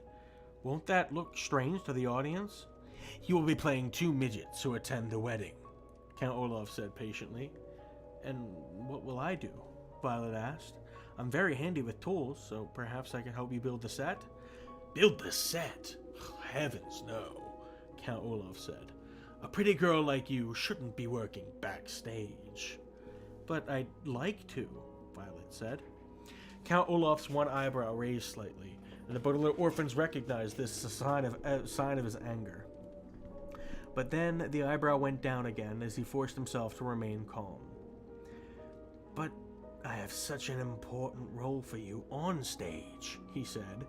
You are going to play the young woman I marry. Violet felt her oatmeal and raspberry shift around in her stomach, as if she had just caught the flu. It was bad enough having Count Olaf acting in loco parentis and announcing himself as their father, but to consider this man as her husband, even for the purposes of a play, was even more dreadful. It's a very important role, he continued, his mouth curling up into an unconvincing smile.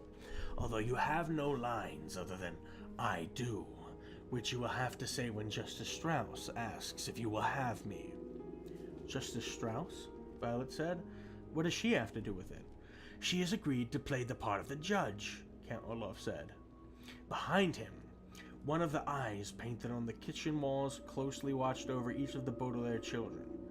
I asked Justice Strauss to participate because I wanted to be neighborly as well as fatherly. Count Olaf, Violet said, and then stopped herself.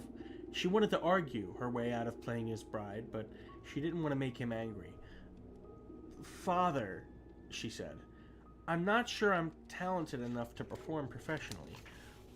I would hate to disgrace your good name and the name of Alphonse Cout.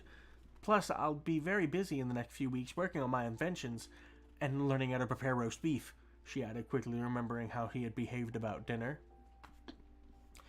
Count Olaf reached out one of his spidery hands and stroked Violet on the chin, looking deep into her eyes. You will, he said, participate in this theatrical performance. I would prefer it if you would participate voluntarily. But as I believe Mr. Poe explained to you, I can order you to participate, and you must obey. Olaf's sharp and dirty fingernails gently scratched Violet's chin, and she shivered. The room was very, very quiet as Olaf finally let go and stood up and left without a word. The Baudelaire children listened to his heavy footsteps go up the stairs to the tower they were forbidden to enter. Well, sorry, that's Count Olaf's voice. Well, Klaus said hesitantly, I guess it wouldn't hurt to be in the play. It doesn't seem to be very important to him, and we want to keep on his good side. Oh, it seems to be very important to him, and we want to keep on his good side. But he must be up to something, Violet said. You don't think those berries were poisoned, do you? Klaus asked worriedly. No, Violet said. Olaf is after the fortune we will inherit. Killing us would do him no good. But what good does it do to have us be in his stupid play? I don't know, Violet admitted miserably. She stood up and started washing out the oatmeal bowls. I wish we knew something more about inheritance law, Klaus said. I'll bet Count Olaf has cooked up some plan to get our money, but I don't know what it could be. I guess we could ask Mr. Poe about it, Violet said doubtfully, as Klaus stood behind her and dried the dishes. He knows all those Latin legal phrases. But Mr. Poe would probably call Count Olaf again, and then he'd know we were onto him, Klaus pointed out. Maybe we should try to talk to Justice Strauss. She's a judge, so she must know all about law. But she's also Olaf's neighbor, Violet replied. She might tell him that we had asked. Klaus took his glasses off, which he often did when he was thinking hard. How could we find out about the law without Olaf's knowledge? Book! Sonny shouted suddenly. She probably meant something like, Would somebody please wipe my face? But it made Violet and Klaus look at each other. Book. They were both thinking the same thing. Surely Justice Strauss would have a book on inheritance law. Count Olaf didn't leave us any chores to do, Violet said, so I suppose we're free to visit Justice Strauss and her library. Klaus smiled. Yes, indeed, he said. And you know, today I don't think I'll choose a book on wolves. Nor I, Violet said, on mechanical engineering. I think I'd like to read about inheritance law. Well, let's go, Klaus said. Justice Strauss said we could come over soon, and we don't want to be standoffish. At the mention of the word Count Olaf had used so ridiculously, the Baudelaire orphans all laughed, even Sonny, who of course did not have a very big vocabulary. Swiftly, they put away the clean oatmeal bowls in the kitchen cupboards and watched them in the kitchen cupboards, which watched them with painted eyes. Then the three young people ran next door. Friday, the day of the performance, was only a few days off, and the children wanted to figure out Count Olaf's plan as quickly as possible.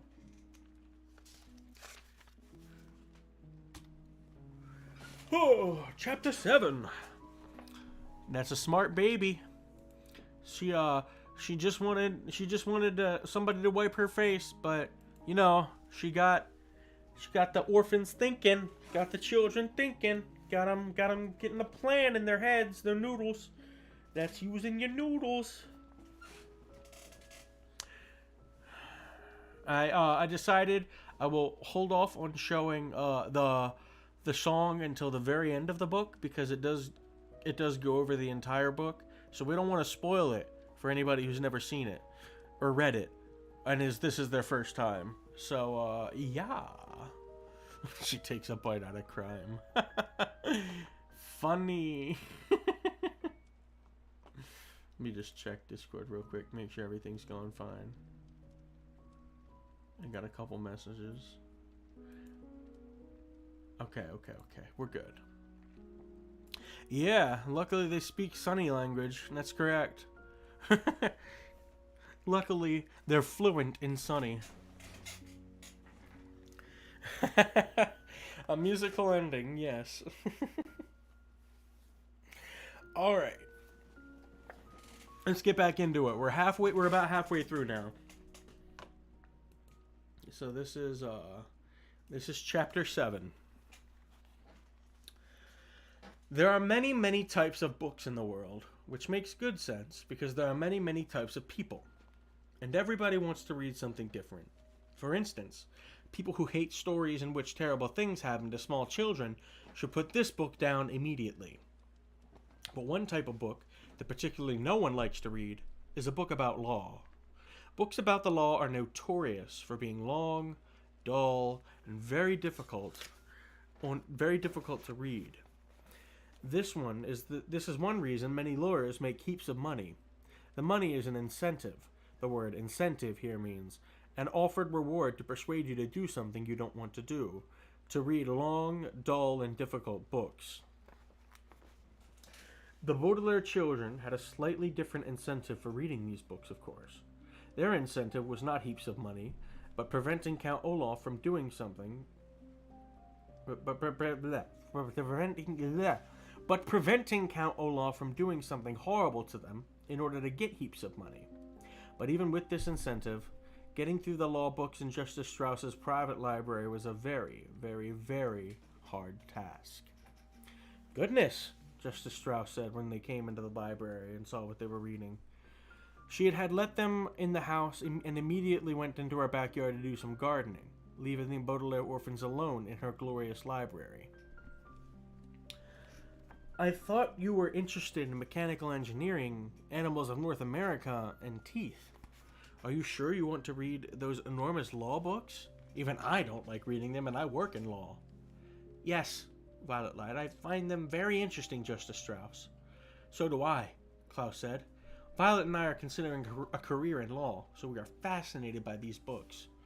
Well, Justice Strauss said, Sunny can't possibly be interested. Maybe she'd like to come help me with the gardening. Whippy! Sunny shrieked, which meant I'd much prefer gardening to sitting around watching my siblings struggle through law books. Well, make sure she doesn't eat any dirt, Klaus said, bringing Sunny over to the judge. Of course, said Justice Strauss. We wouldn't want her to be sick for the big performance. Violet and Klaus exchanged a look.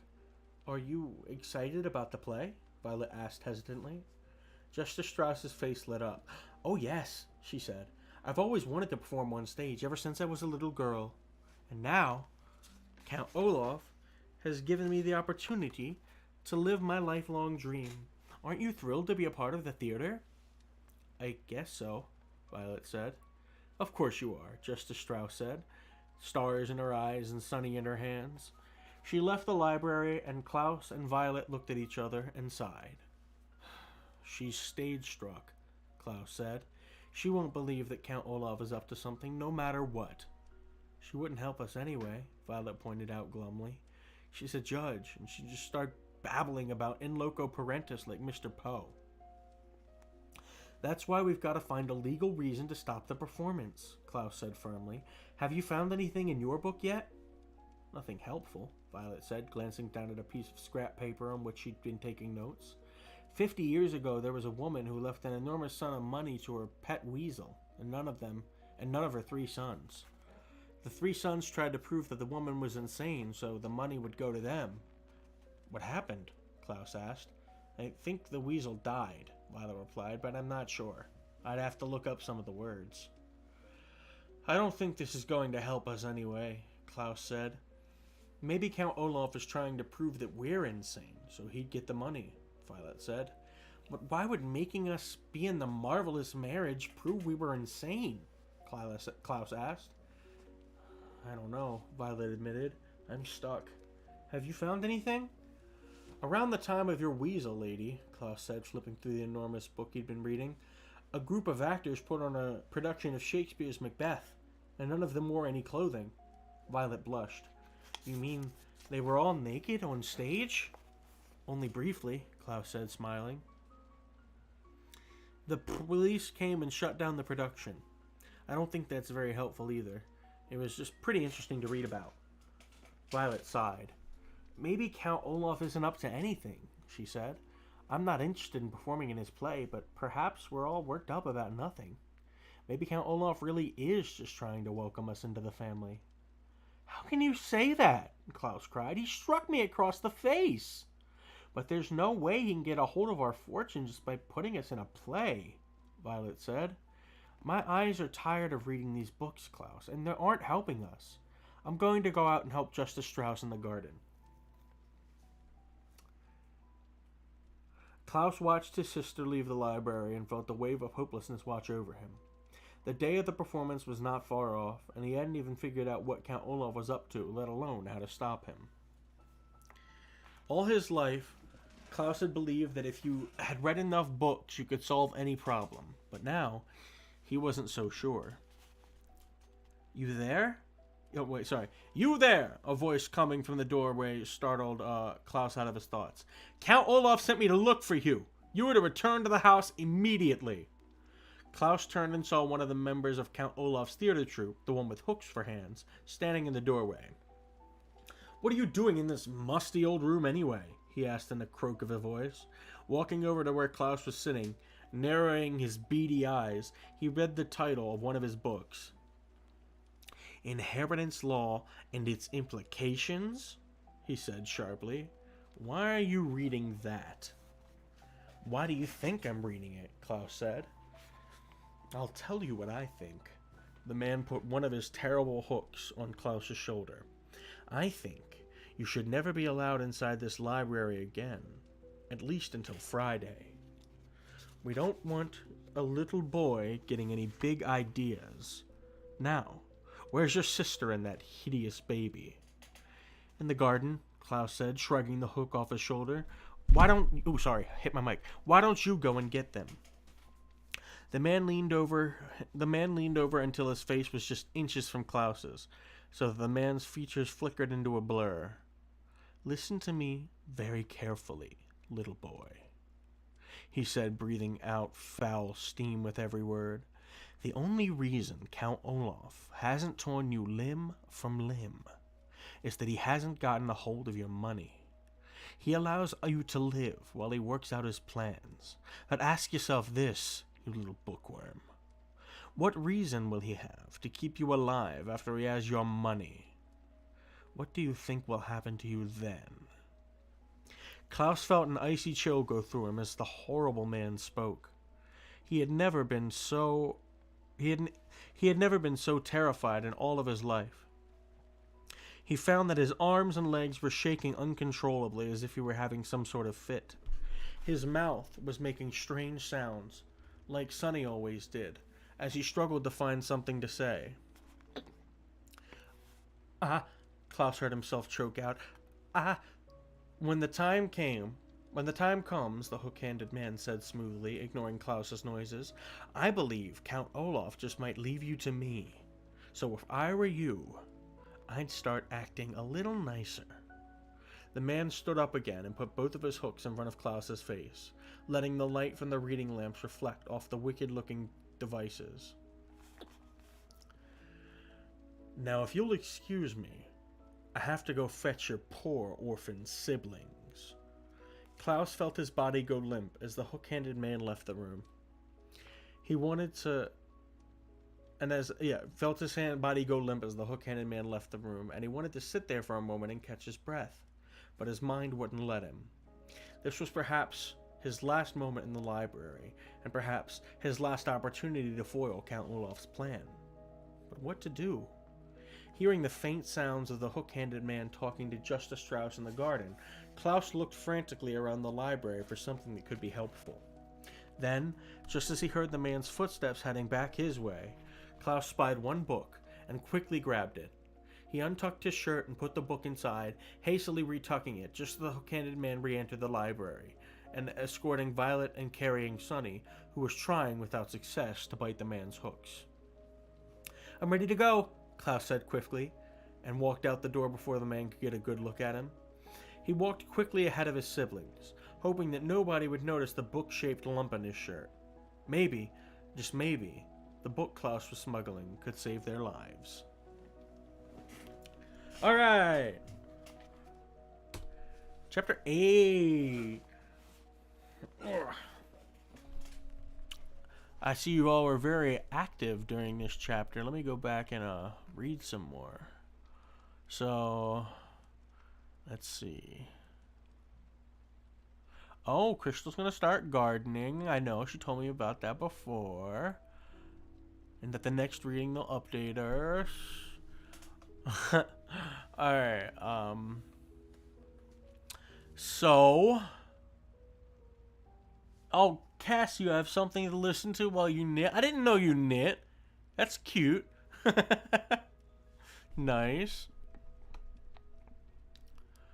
Very, very, very peaceful. I bet you do enjoy listening to something while you knit.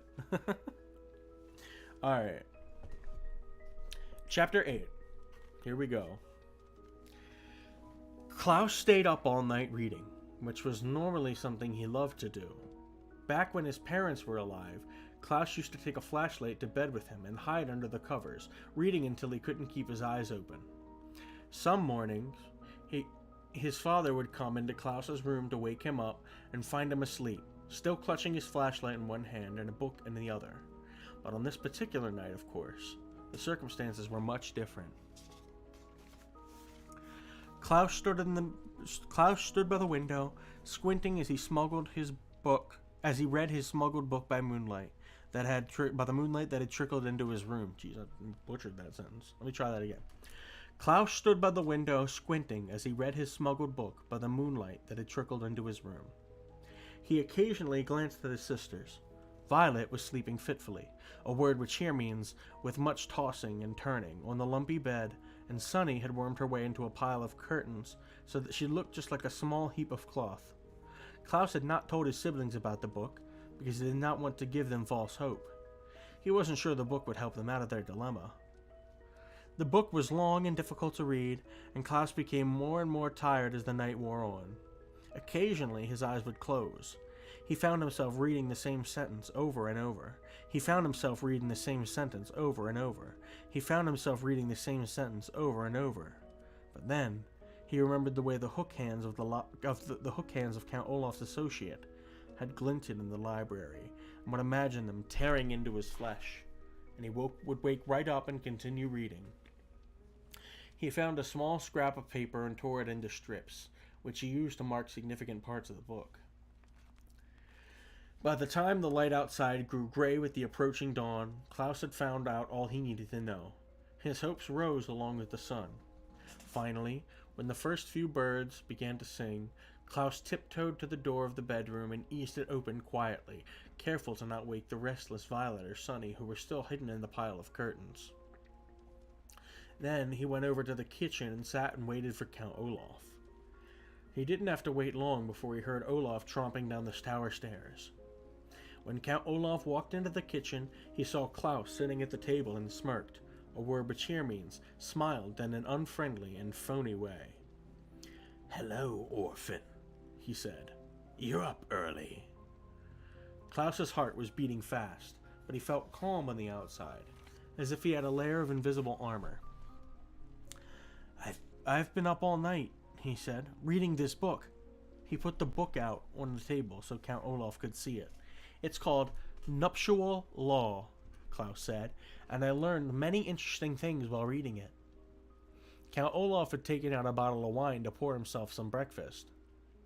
But when he saw that the book, he stopped and sat down. "The word nuptial," Klaus said, "means relating to marriage." "I know what the word means," Count Olaf growled. "Where did you get that book?" "From Justice Strauss's library," Klaus said, "but that's not important. What's important is I have found out your plan." "Is that so?" Count Olaf said, his one eyebrow raising. "And what is my plan, you little runt?" Klaus ignored the insult and opened the book to where one of his scraps of paper was marking his place. "The laws of marriage in the..." Sorry, that's Klaus. "The laws of marriage in this community are very simple," he read out loud. "The requirements are as follows. The presence of a judge, a statement of I do by both the bride and the groom, and the signing of an explanatory document in the bride's own hand."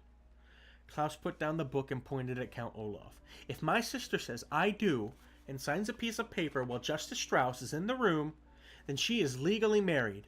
This play you're putting on shouldn't be called The Marvelous Marriage. It should be called The Menacing Marriage. You're not going to marry Violet figuratively. You're going to marry her literally. This play won't be pretend. It will be real and legally binding." Count Olaf laughed a rough, hoarse laugh. "Your sister isn't old enough to get married." "She can get married if she has the permission of her legal guardian acting in loco parentis," Klaus said. "I read that too. You can't fool me." "Why in the world would I want to actually marry your sister?" Count Olaf asked. "It is true that she is very pretty, but a man like myself can acquire any number of beautiful women." Klaus turned to a different section of nuptial law. "A legal husband," he read out loud, "has the right to control any money in the possession of his legal wife." Klaus gazed at Count Olaf in triumph. "You're going to marry my sister to gain control of the Baudelaire fortune. Or at least, that's what you plan to do. But when I show this information to Mr. Poe, your play will not be performed and you will go to jail." Count Olaf's eyes grew very shiny, and he continued to smirk at Klaus. This was surprising. Klaus had guessed that once he announced what he knew, this dreadful man would have been very angry, even violent. After all, he'd had a furious outburst just because he wanted roast beef instead of puttanesca sauce. Surely he'd be even more enraged to have his plan discovered. But Count Olaf just sat there as calmly as if he were discussing the weather. "I guess you've found me out," Olaf said. Simply, "I guess you're right. I'll go to prison, and you and the other orphans will go free. Now, why don't you run up to your room and wake your sisters? I'm sure they'll want to know all about your grand victory over my evil ways." Klaus looked closely at Count Olaf, who was continuing to smile as if he'd just told a clever joke. Why wasn't he threatening Klaus in anger, or tearing his hair out in frustration, or running to pack his clothes and escape? This wasn't happening at all the way Klaus had pictured it. "Well, I will go tell my sisters," he said, and walked back into his bedroom. Violet was still dozing in the bed, and Sunny was still hidden beneath the curtains. Klaus woke Violet up first. "I stayed up all night reading," Klaus said breathlessly as his sister opened her eyes. "And I discovered what Count Olaf is up to. He plans to marry you for real. When you and Justice Strauss and everyone all think it's just a play, and once he's your husband, he'll have control of our parents' money and he can dispose of us." "How can he marry me for real?" Violet asked. "It's only a play." "The only legal requirement of marriage in this community," Klaus explained, holding up nuptial law to show his sister where he'd learned the information, are you saying "I do" and signing a document in your own hand in the presence of a judge, like Justice Strauss. "But surely I'm not old enough to get married," Violet said. "I'm only 14. "Girls under the age of 18, Klaus said, flipping to another part of the book, "can marry if they have permission of their legal guardian. That's Count Olaf." "Oh no!" Violet cried. "What can we do?"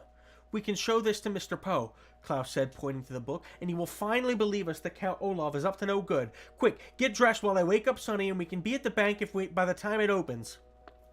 Violet, who usually moved slowly in the mornings, nodded and immediately got out of bed and went to the cardboard box to find some proper clothing. Klaus walked over to the lump of curtains to wake up his younger sister. "Sunny," he called out kindly, putting his hands on where he thought his sister's head was. "Sunny." There was no answer. Klaus called out "Sunny" again and pulled away the top fold of the curtains to wake up the youngest of the Baudelaire children. "Sunny?" he said, but then he stopped. For underneath the curtains was nothing but another curtain. He moved aside all the layers, but his little sister was nowhere to be found. "Sunny!" he yelled, looking around the room. Violet dropped the dress she was holding and began to help him search. They looked in every corner, under the bed, and even inside the cardboard box. But Sunny was gone. "Where can she be?" Violet asked worriedly. "She's not the type to run off." "Where can she be, indeed?" said a voice behind them. And the two children turned and looked around. Count Olaf was standing in the doorway, watching Violet and Klaus as they searched the broom. His eyes were shining brighter than he ever had, and he was still smiling, like he had just uttered a joke. The reason I said bathroom was because it's on my mind. I will be right back. I need to use the bathroom. Just one moment. Let me change the chapter 9, and then I will take this down and put up the BRB. Alright, I'll be right back.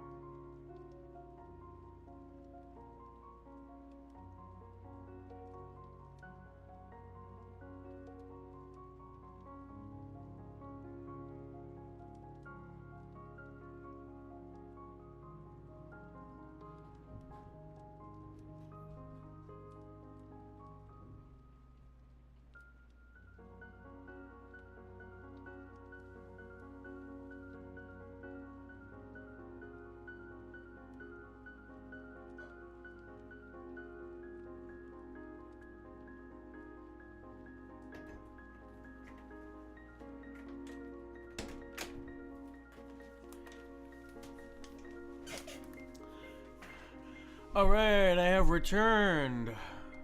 Hold on one second. Let me get the BRB away. Alright, let me see what chat's been saying.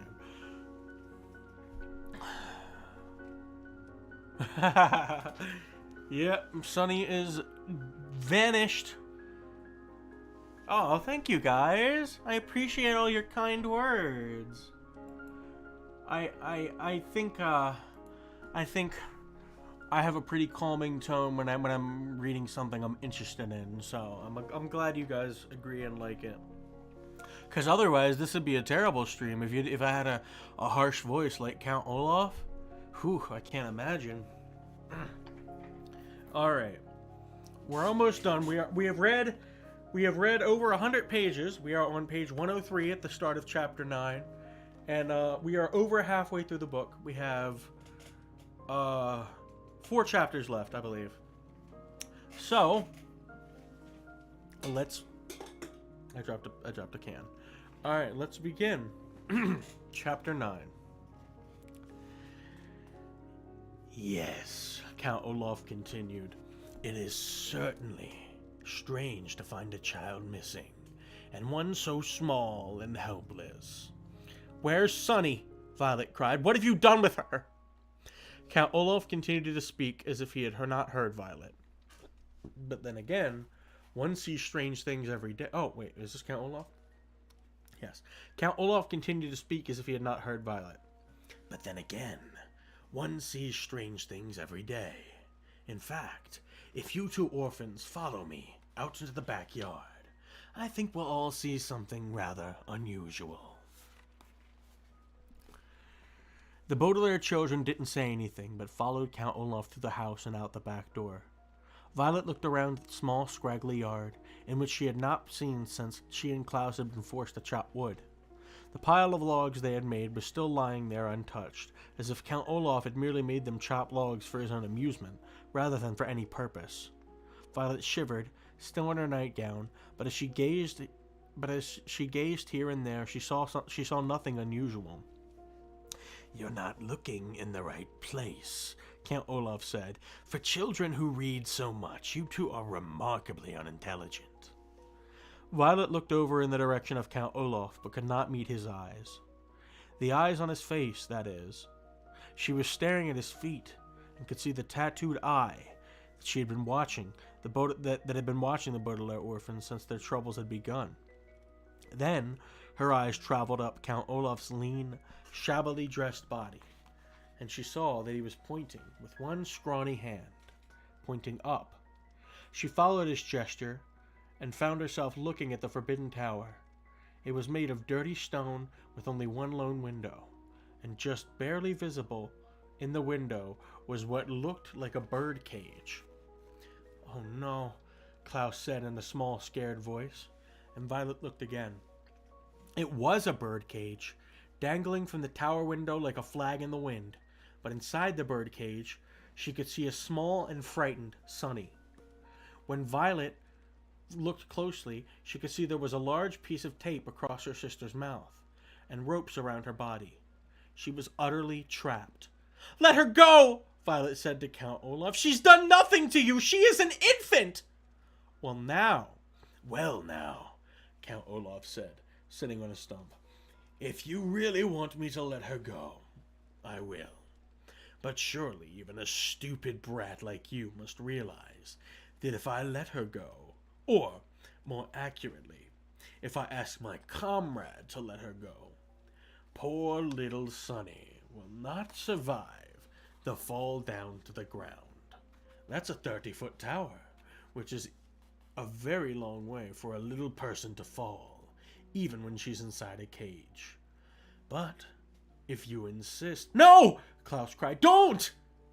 Violet looked into Count Olaf's eyes, and then at the small parcel that was her sister, hanging from the top of the tower and moving slowly in the breeze. She pictured Sunny toppling from the tower and onto the ground, pictured her sister's last thoughts being one of sheer terror. Please, she said to Count Olaf, feeling tears in her eyes. She's just a baby. We'll do anything, just don't harm her. Anything? Count Olaf asked, his eyebrow rising. He leaned in towards Violet and gazed into her eyes. Anything. Would you, for instance, consider marrying me during tomorrow night's performance? Violet stared at him. She had an odd feeling in her stomach, as if she were the one being thrown from a great height. The really frightening thing about Count Olaf, she realized, was that he was very smart after all. He wasn't merely an unsavory drunken brute, but an unsavory, clever drunken brute. While you were busy reading books and making accusations, Count Olaf said, I had one of my quietest, sneakiest assistants skulk into your bedroom and steal little Sunny away.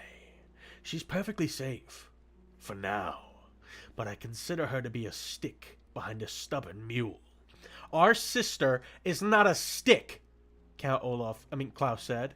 A stubborn mule, Count Olaf explained, does not move in the direction its owner wants it to. In that way, it is like you children who insist on mucking up my plans. Any animal owner will tell you that a stubborn mule will move in a proper direction if there is a carrot in front of it and a stick behind it. It will move toward the carrot because it wants the reward of food, and away from the stick because it does not want the punishment of pain. Likewise, you will do what I say to avoid the punishment of the loss of your sister, and because you want the reward of surviving this experience. Now, Violet, let me ask you again. Will you marry me? Violet swallowed and looked down at Count Olaf's tattoo. She could not bring herself to answer. Come now, Count Olaf said, his voice faking, a word which here means feigning kindness.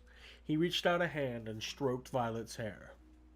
Would it be so terrible to be my bride, to live in my house for the rest of your life? You're such a lovely girl. After the marriage, I wouldn't dispose of you like your brother and sister. Violet imagined sleeping beside Count Olaf and waking up each morning to look at this terrible man.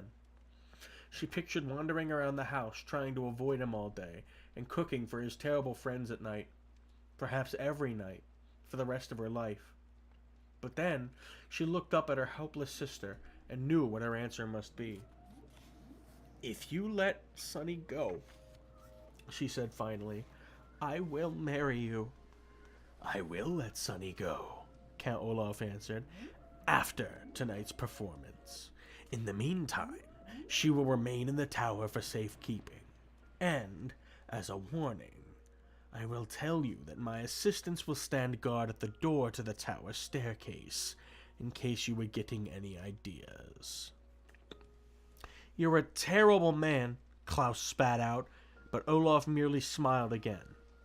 I may be a terrible man, Count Olaf said, but I have been able to concoct a foolproof way of getting your fortune, which is more than you've been able to do. With that, he began to stride towards the house. Remember that, orphans, he said.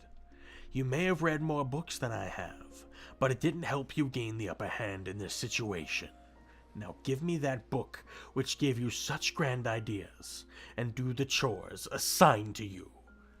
Klaus sighed and relinquished, a word which here means gave to Count Olaf even though he didn't want to, the book on nuptial law. He began to follow Count Olaf into the house, but Violet stayed still as a statue. She hadn't been listening to that last speech of Count Olaf's, knowing it would be full of the usual self-congratulatory nonsense and despicable insults. She was staring at the tower. Not at the top. She was staring at the tower, not at the top where her sister was dangling, but the whole length of it.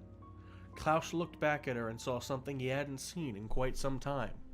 To those who hadn't been around Violet long, nothing would have seemed unusual, but those who knew her well knew that when she tied her hair up in a ribbon to keep it out of her eyes, it meant that the gears and levers of her inventing brain were whirring at top speed. Ooh, she thinking. She got them cogs and gears in her brain moving. She's thinking she a smart cookie. And that's chapter 9, We're going on to chapter 10. And we're reaching the climax of the book. I'm holding, you know how when you hold a book, you can tell how much of the book you have left? I've read the majority of it. We're getting there. And it's a very fun experience. I hope you all are still enjoying it. I know I am.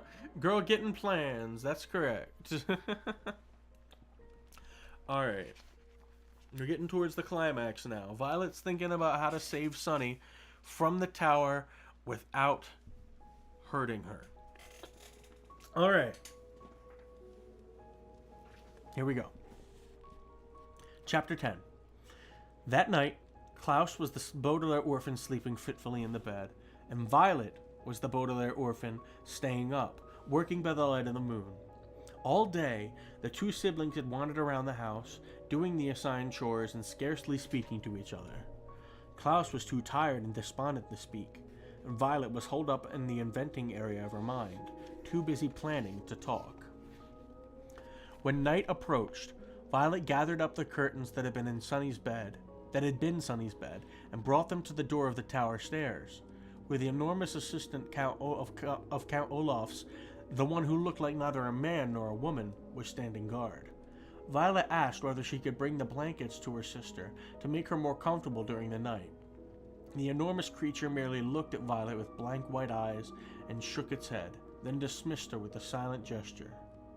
Violet knew, of course, that Sunny was too terrified to be comforted by a handful of draperies, but she had hoped that she would be allowed a few moments to hold her and tell her that everything would turn out all right. Also, she wanted to do something known in the crime industry as casing the joint. Casing the joint means observing a particular location in order to formulate a plan. For instance, if you're a bank robber, although I hope you aren't, you might go to the bank a few days before you planned to rob it, perhaps wearing a disguise. You would look around the bank and observe security guards, cameras, and other obstacles so you could plan how to avoid capture or death during your burglary. Violet, a law-abiding citizen, was not planning to rob a bank, but she was planning to rescue Sunny, and was hoping to catch a glimpse of the tower room in which her sister was being held prisoner, so as to make her plan more easily. But it appeared that she wasn't going to be able to case the joint after all. This made Violet nervous, as she sat on the floor by the window, working on her invention as quietly as she could. Violet had very few materials with which to invent something, and she didn't want to wander around the house looking for more for fear of arousing the suspicions of Count Olaf and his troop, but she had enough to build a rescuing device. Above the window was a sturdy metal rod from which the curtains had hung. And Violet took it down. Using one of the rocks Olaf had left in a pile in the corner, she broke the curtain rods into two pieces. She then bent each piece of the rod into several sharp angles, leaving tiny cuts on her hands as she did so. Then, Violet took down the painting of an eye. On the back of the painting, as on the back of many paintings, was a small piece of wire to hang on the hook. She removed the wire and used it to connect the two pieces together. Violet now had made what looked like a large metal spider. She then went over to the cardboard box and took out the ugliest of the clothes that Mr. Poe had purchased, the outfits the Baudelaire's orphans would never wear no matter how desperate they were. Working quickly and quietly, she began to tear these into long, narrow strips and to tie these strips together. Among Violet's many useful skills was a vast knowledge of different types of knots. This particular knot she was using was called the Devil's Tongue. A group of female Finnish pirates invented it back in the 15th century and named it the Devil's Tongue because it twisted this way and that in the most complicated and eerie way. The Devil's Tongue was a very useful knot, and when Violet tied each of the cloth strips together, end to end, it formed a sort of rope. As she worked, she remembered something her parents had said to her when Klaus was born, and again when they brought Sunny home from the hospital. "You are the eldest Baudelaire child," they said, kindly but firmly, "and as the eldest, it will always be your responsibility to look after your younger siblings. Promise us that you will always watch out for them and make sure they don't get into trouble." Violet remembered her promise and thought of Klaus, whose bruised face still looked sore, and Sunny dangling from the top of the tower like a flag, and began working faster. Even though Count Olaf was of course causing all this misery, Violet felt as if she had broken her promise to her parents, and vowed to make it right. Eventually, using enough of the ugly clothing, Violet had a rope that was, she hoped, just over 30 feet long. She tied one end of it to the metal spider and looked at her handiwork. What she had made was called a grappling hook, which is something used for climbing up the side of buildings, usually for a nefarious purpose. Using the metal end to hook onto something at the top of the tower, and the rope to aid her climb, Violet hoped to reach the top of the tower, untie Sunny's cage, and climb back down. This was, of course, a very risky plan, both because it was dangerous and because she had made the grappling hook herself, instead of purchasing it at a store that sold such things. But a grappling hook was all Violet could think of to make without a proper inventing laboratory, and the time was running short. She hadn't told Klaus about her plan because she didn't want to give him false hope, so without waking him, she gathered up her grappling hook and tiptoed out of the room. Once outside, Violet realized her plan was more difficult than she had thought. The night was quiet, which would mean she would have to make practically no noise at all. The night also had a slight breeze, and when she pictured herself swinging in the breeze, clinging to a rope made of ugly clothing, she almost gave up entirely. And the night was dark, so it was hard to see where she could toss the grappling hook and have the metal arms hook onto something. But standing there shivering in her nightgown, Violet knew she had to try. Using her right hand, she threw the grappling hook as high and hard as she could, and waiting to see if it would catch on to something. Clang! The hook made a loud noise as it hit the tower, but it didn't stick to anything, and came crashing back down. Her heart pounding, Violet stood stock still, wondering if Count Olaf or one of his assistants would come and investigate. But nobody arrived. After a few moments, and Violet, swinging the hook over her head like a lasso, tried again. Clang! Clang! The grappling hook hit the tower twice as it bounced back down to the ground. Violet waited again, listening for footsteps, but all she heard was her own terrified pulse. She decided to try one more time. Clang! The grappling hook hit the tower and fell down again, hitting Violet hard in the shoulder. One of the arms tore her nightgown and cut through her skin. Biting down on her hand to keep from crying out in pain, Violet felt the place in her shoulder where she had been struck, and it was wet with blood. Her arm throbbed in pain. At this point in the proceedings, if I were Violet, I would have given up. But just as she was about to turn around and go into the house, she pictured how scared Sunny must be, and ignoring the pain in her shoulder, Violet used her right hand to throw the hook again. Clang! The usual clang sound stopped halfway through, and Violet saw in the dim light of the moon that the hook wasn't falling. Nervously, she gave the rope a good yank, and it stayed put. The grappling hook had worked! Her feet touching the side of the stone tower, and her hands grasping the rope, Violet closed her eyes and began to climb, never daring to look around. She pulled herself up the tower, hand over hand, all the time keeping in mind her promise to her parents, and the horrible things Count Olaf would do if his villainous plan worked. The evening wind blew harder and harder as she climbed higher and higher, and several times Violet had to stop climbing as the rope moved in the wind. She was certain that at any moment the cloth would tear, or the hook would slip, and Violet would be sent tumbling to her death. But thanks to her adroit inventing skills, the word adroit here means skillful, she had everything had worked the way it was supposed to work, and suddenly Violet felt herself feeling a piece of metal instead of the cloth rope. She opened her eyes and saw her sister Sunny, who was looking at her frantically and trying to say something past the strip of tape. Violet had arrived at the top of the tower, right at the window where Sunny was tied.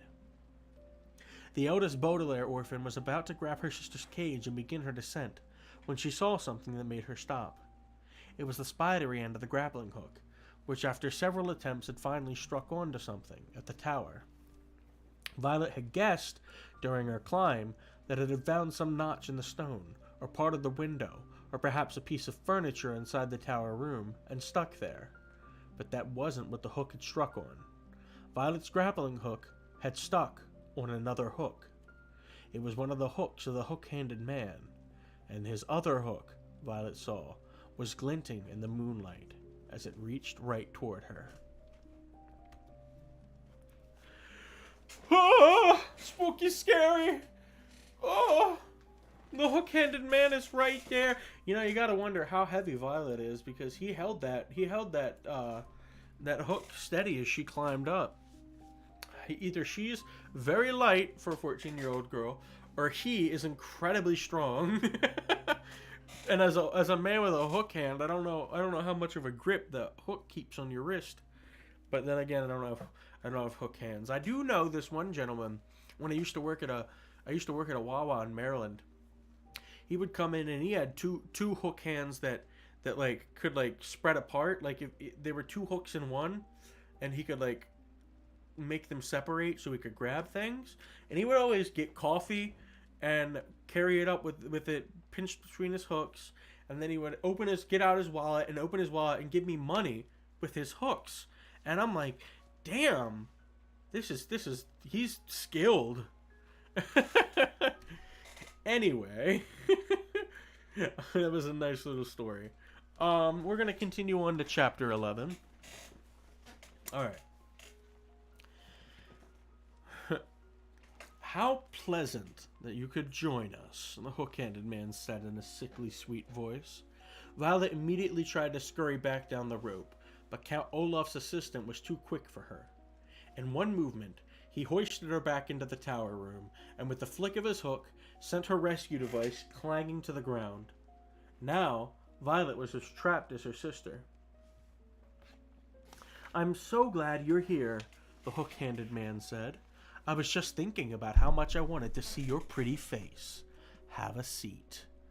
"What are you going to do with me?" Violet asked. "I said, have a seat!" The hook-handed man snarled and pushed her into a chair. Violet looked around the dim and messy room. "I am certain that over the course of your life, you've noticed that people's rooms reflect their personalities.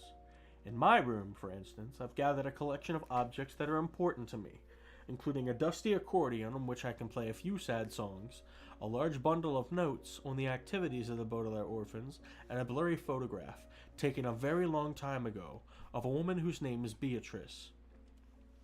These are items that are very precious and dear to me. The tower room held objects that were very dear and precious to Count Olaf, and they were terrible things. They were scraps of paper on which he had written his evil ideas in an illegible scrawl, lying in a messy piles on top of their copy of Nuptial Laws he had taken away from Klaus. There were a few chairs and a handful of candles which were giving off flickering shadows. Littered all over the floor were empty wine bottles and dirty dishes, but most of all were the drawings and paintings and carvings of eyes, big and small, all over the room. They were eyes painted onto ceilings and scratched into grimy wooden floors. There were eyes scrawled into the windowsill, and one big eye painted on the knob of the door that led to the stairs. It was a terrible place. The hook-handed man reached into a pocket of his greasy overcoat and pulled out a walkie-talkie. With some difficulty, he pressed a button and waited a moment. "Boss, it's me," he said.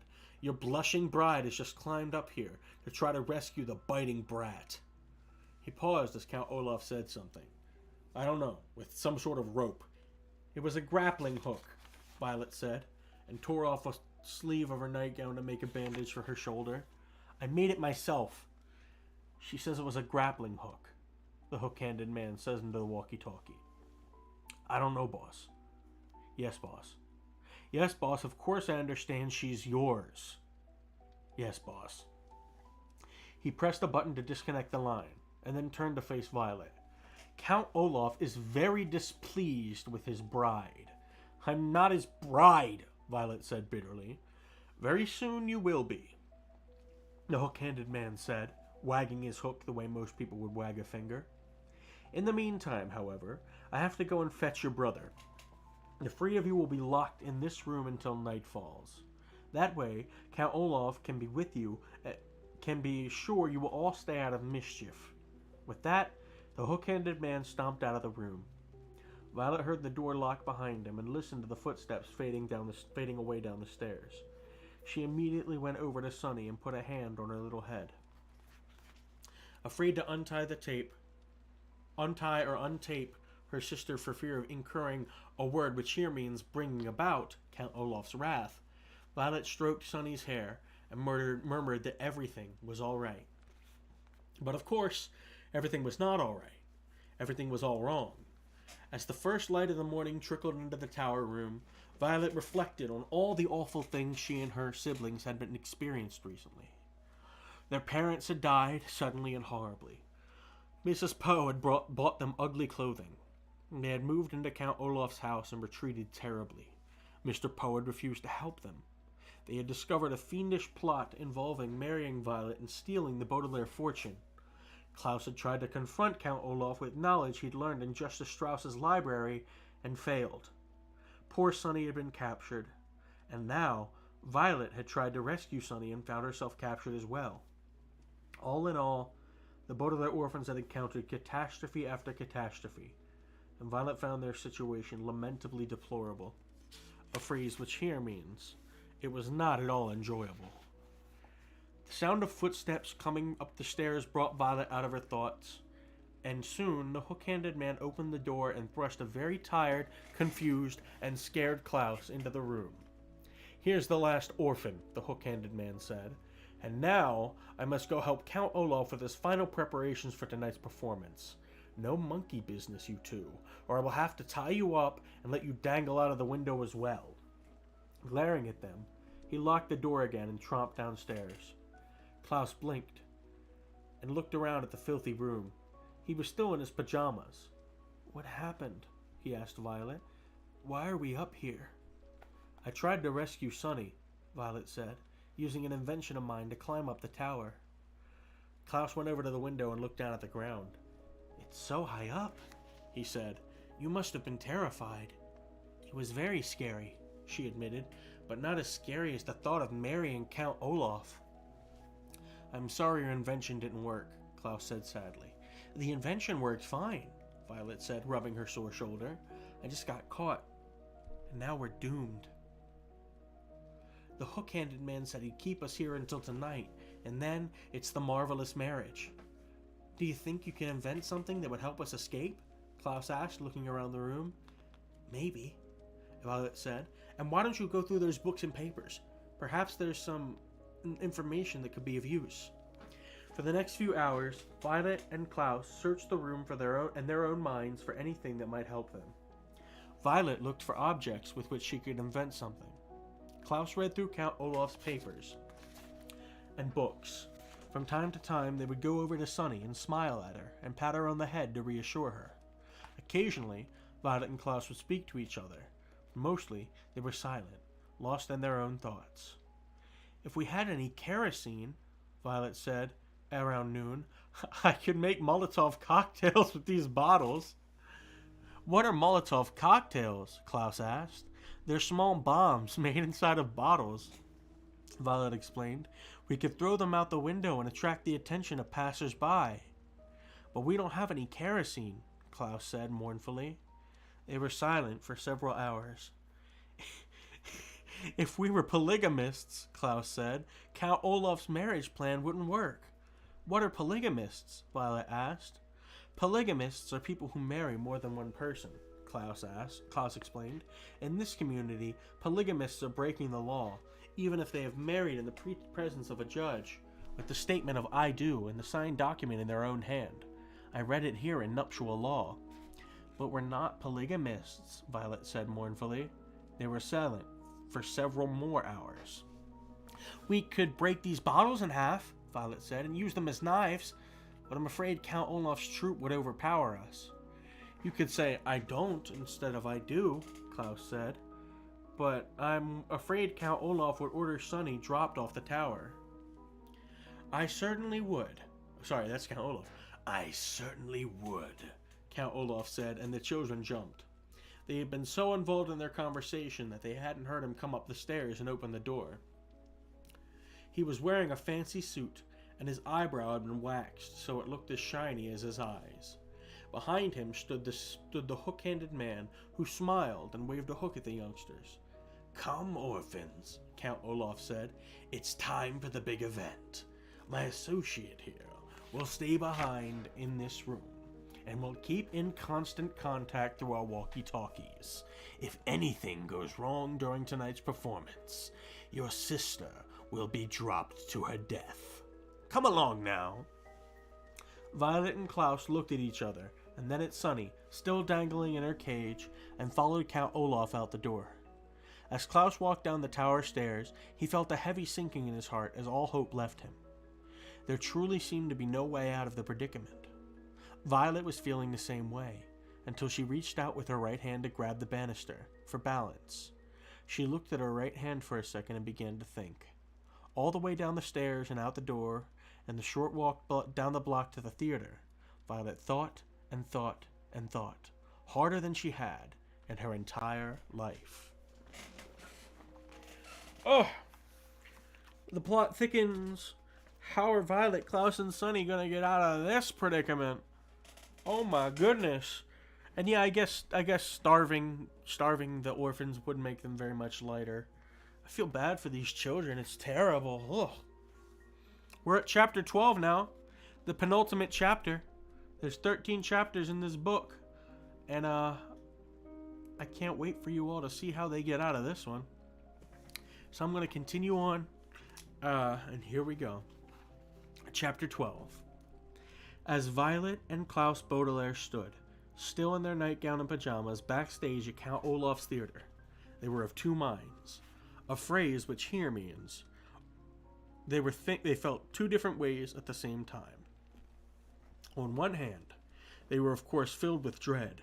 From the murmur of voices they heard on stage, the two Baudelaire orphans could tell that the performance for the marvelous marriage had begun, and it seemed too late to do anything to foil Count Olaf's plans. On the other hand, however, they were fascinated, as they had never been backstage at a theatrical production, and there was so much to see. Members of Count Olaf's theater troupe hurried this way and that, too busy to even glance at the children. Three very short men were carrying a large flat piece of wood, painted to look like a living room. The two white-faced women were arranging flowers in a vase that from far away appeared to be marble, but up close looked more like cardboard. An important-looking man with warts all over his face was adjusting enormous light fixtures.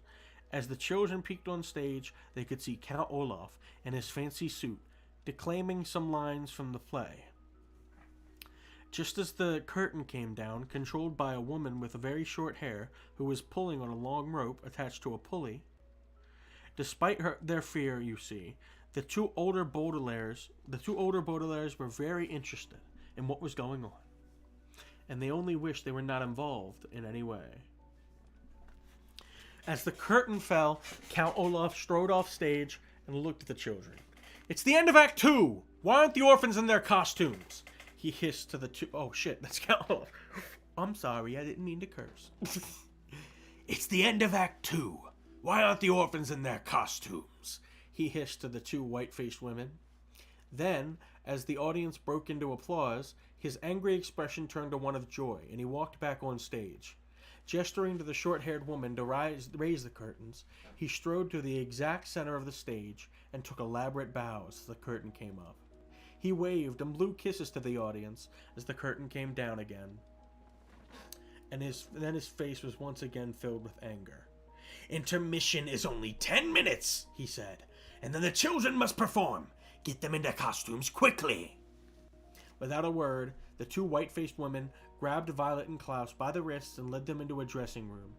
The room was dusty but shiny, covered in mirrors and tiny lights so the actors could see better and put on their makeup and wigs, and there were people calling out to one another and laughing as they changed their clothes. One white-faced woman yanked Violet's arms up and pulled their nightgown off over her head, and thrust a dirty, lacy white dress at her to put on. Klaus, meanwhile, had his pajamas removed, and the other white-faced woman, and was hurriedly stuffed into a blue sailor suit that itched and made him look like a toddler. "Isn't this exciting?" said a voice and the children turned to see Justice Strauss, all dressed up in her judge's robes and powdered wig. She was clutching a small book. "You children look so wonderful!" "So do you," Klaus said. "What's that book?" "Why, those are my lines," Justice Strauss said. "Count Olaf told me to bring a law book and read the real wedding ceremony in order to make the play as realistic as possible. All you have to say, Violet, is 'I do.' But I have to make quite a speech. This is going to be such fun." "You know what would be fun," Violet said carefully, "is if you changed your lines around just a little." Klaus's face lit up. "Yes, Justice Strauss, be creative. There's no reason to stick to the legal ceremony. It's not as if it's a real wedding." Justice Strauss frowned. "I don't know about that, children. I think it's best to follow Count Olaf's instructions. After all, he is in charge." "Justice Strauss!" a voice called. "Justice Strauss! Please report to the makeup artist."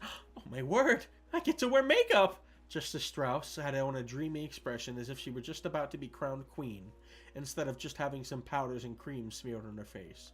"Children, I must go. See you on stage, my dears." Justice Strauss ran off, leaving the children to finish changing into their costumes. One of the white-faced women put a flowered headdress on Violet, who realized in horror that the dress she had changed into was a bridal gown. The other woman put a sailor cap on Klaus, who gazed in one of the mirrors, astonished at how ugly he looked. His eyes met those of Violet, who was looking in the mirror as well. "What can we do?" Klaus said quietly. "Pretend to be sick? Maybe they call off the performance." "Count Olaf would know what we were up to," Violet replied glumly. "Act 3 of The Marvelous Marriage by Alfung Kut is about to begin," a man with a clipboard shouted. "Everyone, please get in your places for Act 3. The actors rushed out of the room, and the white-faced women grabbed the children and hustled them out after them. The backstage area was in complete pandemonium, a word which here means actors and stagehands running around to last-minute details. The bald man with the long nose hurried by the children, then stopped himself, looked at Violet in her wedding dress, and smirked. "No funny stuff," he said to them, waggling a bony finger. "Remember, when you go out there, just do exactly what you're supposed to do. Count Olaf will be holding his walkie-talkie during the entire act, and if you do even one thing wrong, he'll be giving Sonny a call up there in the tower." Yes, yes, Klaus said bitterly. He was tired of being threatened in the same way, over and over. "You'd better do exactly as planned," the man said again. "I'm sure they will," said a voice suddenly, and the children turned to see Mr. Poe, dressed very formally and accompanied by his wife. He smiled at the children and came over to shake their hands. "Polly and I just wanted to tell you to break a leg." "What?" Klaus said, alarmed. That's a theater term," Mr. Poe explained, meaning good luck on tonight's performance. "I'm glad that you children have adjusted to life with your new father and are participating in family activities." "Mr. Poe," Klaus said quickly, "Violet and I have something to tell you. It's very important." "What is it?" "What is it?" Mr. Poe said. "Yes," said Count Olaf. "What is it you have to tell Mr. Poe, children?" Count Olaf had appeared, seemingly out of nowhere, and his shiny eyes glared at the children meaningfully. In one hand, Violet and Klaus could see he held a walkie-talkie. "Just that we appreciate all you've done for us, Mr. Poe," Klaus said weakly. "That's all we wanted to say." "Of course." Sorry, that's Mr. Poe. Of course, Mr. Poe said, patting them on the back. "Well, Polly and I better take our seats. Break a leg, Baudelaires." "I wish we could break a leg," Klaus whispered to Violet, and Mr. Poe left. "You will soon enough," Count Olaf said, pushing the two children toward the stage. Other actors were milling about, finding their places for Act 3, and Justice Strauss was off in a corner practicing her lines from her law book. Klaus took a look around the stage, wondering if anyone there could help. The bald man with the long nose took Klaus's hand and led him to one side. "You and I will stand here for the duration of the act. That means the whole thing." "I know what the word duration means," Klaus said. "No nonsense," the bald man said. Klaus watched his sister in her wedding gown take her place next to Count Olaf as the curtains rose. Klaus heard applause from the audience as Act 3 of The Marvelous Marriage began. It will be of no interest to you if I describe the action of this insipid, the word insipid here means dull and foolish play, by Al von Kut, because it was a dreadful play and of no real importance to our story.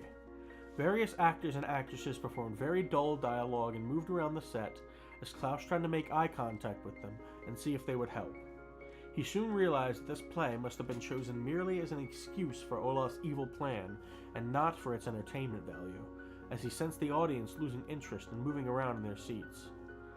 Klaus turned his attention to the audience to see whether any of them would notice something was afoot, but the way the wart-faced man had arranged the lights prevented Klaus from seeing the faces in the auditorium, and he could only make out a few dim outlines of the people in the audience. Count Olaf had a great number of very long speeches, which he performed with elaborate gestures and facial expressions. No one seemed to notice that he held a walkie-talkie the entire time. Finally, Justice Strauss began speaking, and Klaus saw that she was reading directly from the legal book. Her eyes were sparkling and her face flushed as she performed on stage for the first time, too stage-struck to realize she was part of Olaf's plan. She spoke on and on about Olaf and Violet caring for each other in sickness and in health, in good times and bad, and all those things that are said to many people who decide, for one reason or another, to get married. When she finished her speech, Justice Strauss turned to Count Olaf and asked, "Do you take this woman to be your lawfully wedded wife?" "I do," Count Olaf said, smiling. Klaus saw Violet shudder. "Do you," Justice Strauss said, turning to Violet, "take this man to be your lawfully wedded husband?" "I do," Violet said. Klaus clenched his fist. His sister had said "I do" in the presence of a judge. Once she signed the official document, the wedding was legally valid, and now Klaus could see that Justice Strauss was taking the document from one of the other actors and holding it out to Violet to sign. "Don't move an inch," the bald man muttered to Klaus, and Klaus thought of poor Sonny dangling at the top of the tower and stood still as he watched Violet take a long pen from Count Olaf. Violet's eyes were wide as she looked down at the document, and her face was pale, and her left hand was trembling as she signed her name. "Oh boy! She signed her name! Chapter 13! She signed her name! What the heck's gonna happen, you guys?" Well, let me tell you, the twist has already been explained. Let's see if you guys can guess it before we begin chapter 13. Any guesses on I won't tell you if you're right or not, but any guesses on how Violet and Klaus and Sonny are going to get out of this situation? Huh? Any guesses from the audience?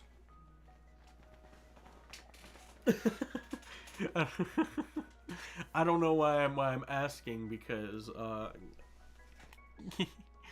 Cass already knows what's going on. And I'm sure she won't reveal the secret, but I don't know why I'm asking this when there's such a delay. If anybody has any guesses, go ahead and type it out. If I don't see any guesses in the next minute, I will continue. Polygamy. Yes. I know I said I wouldn't tell you, but that's the answer, Crystal. Polygamy is the answer. Polygamy, that's how they win. They just it's perfect. It's the perfect foolproof plan. All right. Chapter 13. This is the final chapter, you guys. The final chapter. Ooh. All right. Chapter 13. "And now, ladies and gentlemen," Count Olaf said, stepping forward to address the audience, "I have an announcement. There is no reason to continue tonight's performance, for its purpose has been served. This has not been a scene of fiction. My marriage to Violet Baudelaire is perfectly legal, and I am now in control of her entire fortune." There were gasps from the audience, and some of the actors looked at one another in shock. Not everyone, apparently, had known about Olaf's plan. "That can't be!" Justice Strauss cried. "The marriage laws in this community are quite simple. The bride must say, 'I do,' in the presence of a judge like yourself, and sign an explanatory document. And all of you," here Count Olaf gestured to the audience, "are witnesses." "But Violet is an only child," said one of the actors. "She's not old, is only a child," one of the actors said. "Violet's not old enough to marry." "She is if her legal guardian agrees," Count Olaf said. "And in addition to being her husband, I am her legal guardian." "But that's just a piece of paper. It's not an official document," Justice Strauss said. "That's just a stage prop." Klaus took the paper from Violet's hands and gave it to Justice Strauss. "I think, if you look at it closely, you will see it as an official document from City Hall." Justice Strauss took the document in her hand and read it quickly. Then, closing her eyes, she sighed deeply and furrowed her brow, thinking hard. Klaus watched her and wondered if this were the expression Justice Strauss had on her face whenever she was serving on the High Court. "You're right," she said finally to Count Olaf. "This marriage, unfortunately, is completely legal. Violet said 'I do' and signed her name on this paper. Count Olaf, you are Violet's husband, and therefore in complete control of her estate." "That can't be," said a voice from the audience, and Klaus recognized it as the voice of Mr. Poe. He ran up to the stairs of the stage and took the document from Justice Strauss. "This is dreadful nonsense." "I'm afraid this dreadful nonsense is the law," Justice Strauss said. Her eyes were filling up with tears. "I can't believe how easily I was tricked. She said, "I would never do anything to harm you children. Never." "You were easily tricked," Count Olaf said, grinning, and the judge began to cry. "It was child's play winning this fortune. Now, if all of you will excuse me, my bride and I need to go home for our wedding tonight."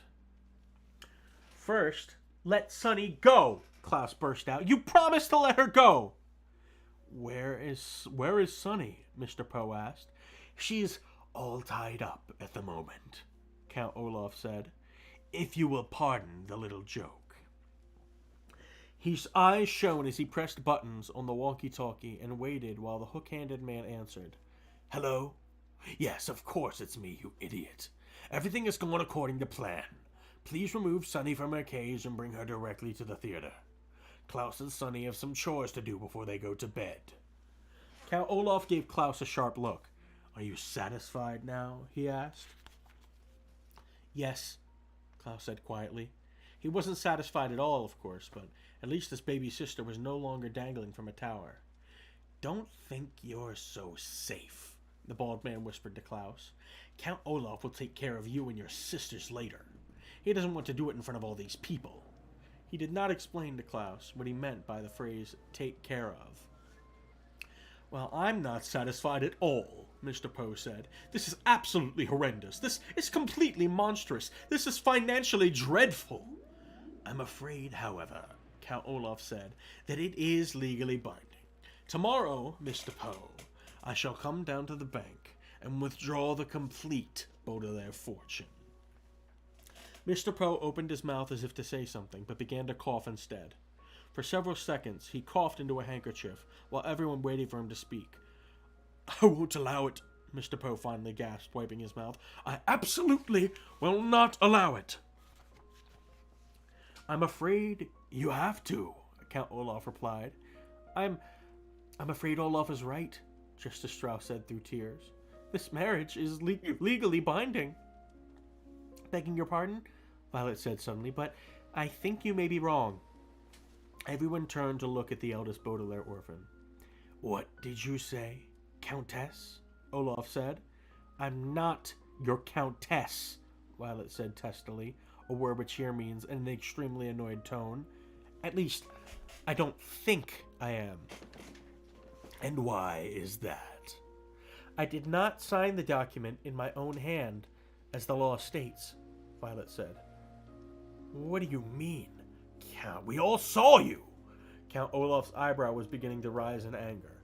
"I'm afraid your husband is right, dear. There's no use denying it. There are too many witnesses. Like most people, Violet said, I am right-handed, but I signed the document with my left hand. What? Count Olaf cried. He snatched the paper from Justice Strauss and looked at it. His eyes were shining very bright. You are a liar, he hissed at Violet. No, she's not. I remember because I watched her left hand trembling as she signed her name. It is impossible to prove, Count Olaf said. If you like, Violet said, I shall be happy to sign my name again on a separate sheet of paper with my right hand and then with my left. Then we can see which signature the one on the document most resembles. A small detail like which hand you used to sign, Count Olaf said, doesn't matter in the least. If you don't mind, sir, Mr. Poe said, I'd like Justice Strauss to make that decision. Everyone looked at Justice Strauss, who was wiping away the last of her tears. Let me see, she said quietly and closed her eyes again. She sighed deeply, and the Baudelaire orphans, and all who liked them, held their breath just as Justice Strauss furrowed her brow, thinking hard on the situation. Finally, she smiled. If Violet is indeed right-handed, she said carefully, and she signed the document with her left hand, then it follows that the signature does not fulfill the requirements of the nuptial laws. The law clearly states that the document must be signed in the bride's own hand. Therefore, we can conclude that this marriage is invalid. Violet, you are not a countess, and Count Olaf, you are not in control of the Baudelaire fortune. Hooray! Cried a voice from the audience, and several people applauded. Unless you are a lawyer, it will probably strike you as odd that Count Olaf's plan was defeated by Violet, signing with her left hand instead of her right. But the law is an odd thing. For instance, one country in Europe has a law that requires all of its bakers to sell bread at the exact same price. A certain island has a law that forbids anyone from removing its fruit.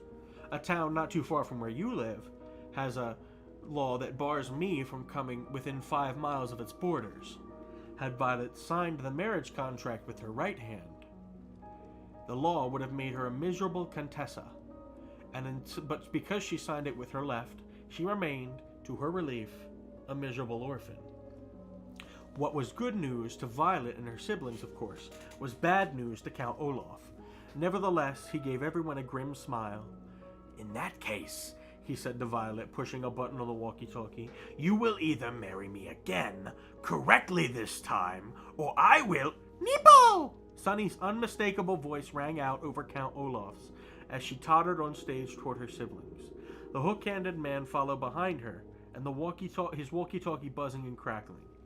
Count Olaf was too late. Sunny, you're safe! Klaus cried as he embraced her. Violet rushed over, and the two older Baudelaires fussed over their youngest one. Somebody bring her something to eat, Violet said. She must be very hungry after hanging at a tower window all that time. Cake! Sunny shrieked. Ah! Count Olaf roared. He began to pace back and forth like an animal in a cage, pausing only to point a finger at Violet. You may not be my wife, he said, but you are still my daughter, and do you honestly think, Mr. Poe said in an exasperated voice, that I will allow you to continue to care for these 3 children after the treachery that I have seen here tonight? The orphans are mine, Count Olaf insisted, and with me they shall stay. There was nothing illegal about trying to marry someone. But there is something illegal about dangling an infant out of a tower window, Justice Strauss said indignantly. You, Count Olaf, will go to jail, and these 3 children will live with me. Arrest him! A voice said from the audience, and other people took up the cry. Send him to jail!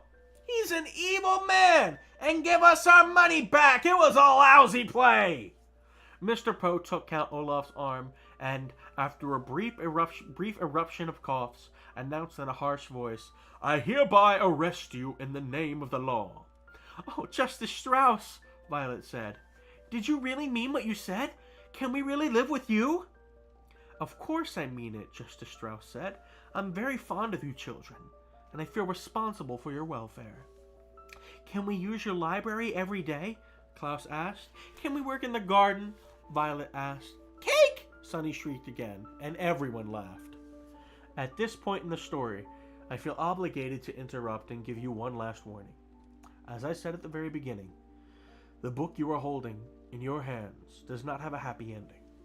It may appear now that Count Olaf will go to jail and that the three Baudelaire youngsters will live happily ever after with Justice Strauss, but it is not so.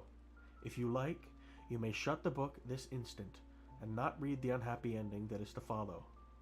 You may spend the rest of your life believing that the Baudelaire triumphed over Count Olaf and lived the rest of their lives in the house and the library of Justice Strauss, but it is not how the story goes.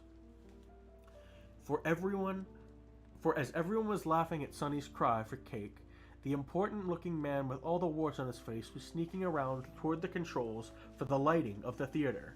Quick as a wink, the man flicked the main switch so that all the lights went off, and everyone was standing in darkness. Instantly, pandemonium ensued, as everyone ran this way and that, shouting at one another.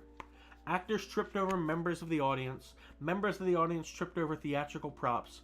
Mr. Poe grabbed his wife, thinking it was Count Olaf. Klaus grabbed Sonny and held her up as high as he could so she wouldn't get hurt. But Violet knew at once what had happened, and made her way carefully to where she remembered the lights had been. When the play was being performed, Violet had watched the light controls very carefully, taking mental notes in case these devices came in handy for an invention. She was certain if she could find the switch, she could turn it back on. Her arms stretched in front of her as if she were blind, Violet made her way across the stage, stepping carefully around pieces of furniture and startled actors. In the darkness, Violet looked like a ghost, her white wedding gown moving slowly across the stage. Then, just as she had reached her switch, Violet felt a hand on her shoulder, and a figure leaned in to whisper in her ear. "I'll get my hands on your fortune if it's the last thing I do," the voice hissed. "And when I have it, I'll kill you and your siblings with my own 2 hands." Violet gave a little cry of terror, but flicked the switch on. The entire theater was flooded with light. Everyone blinked and looked around. Mr. Poe let go of his wife. Klaus put Sonny down, but nobody was touching Violet's shoulder. Count Olaf was gone. "Where did he go?" Mr. Poe shouted. "Where did they all go?" The Baudelaire youngsters looked around and saw that not only had Count Olaf vanished, but his accomplices. The wart-faced man, the hook-handed man, the bald man with the long nose, the enormous person who looked like neither a man nor a woman, and the 2 white-faced women had vanished along with him. "They must have run outside," Klaus said, while it was still dark. Mr. Poe led the way outside, and Justice Strauss and the children followed. Way down the block they could see a long black car driving away into the night. Maybe it contained Count Olaf and his associates. Maybe it didn't. But in any case, it turned a corner and disappeared into the dark city as the children watched without a word.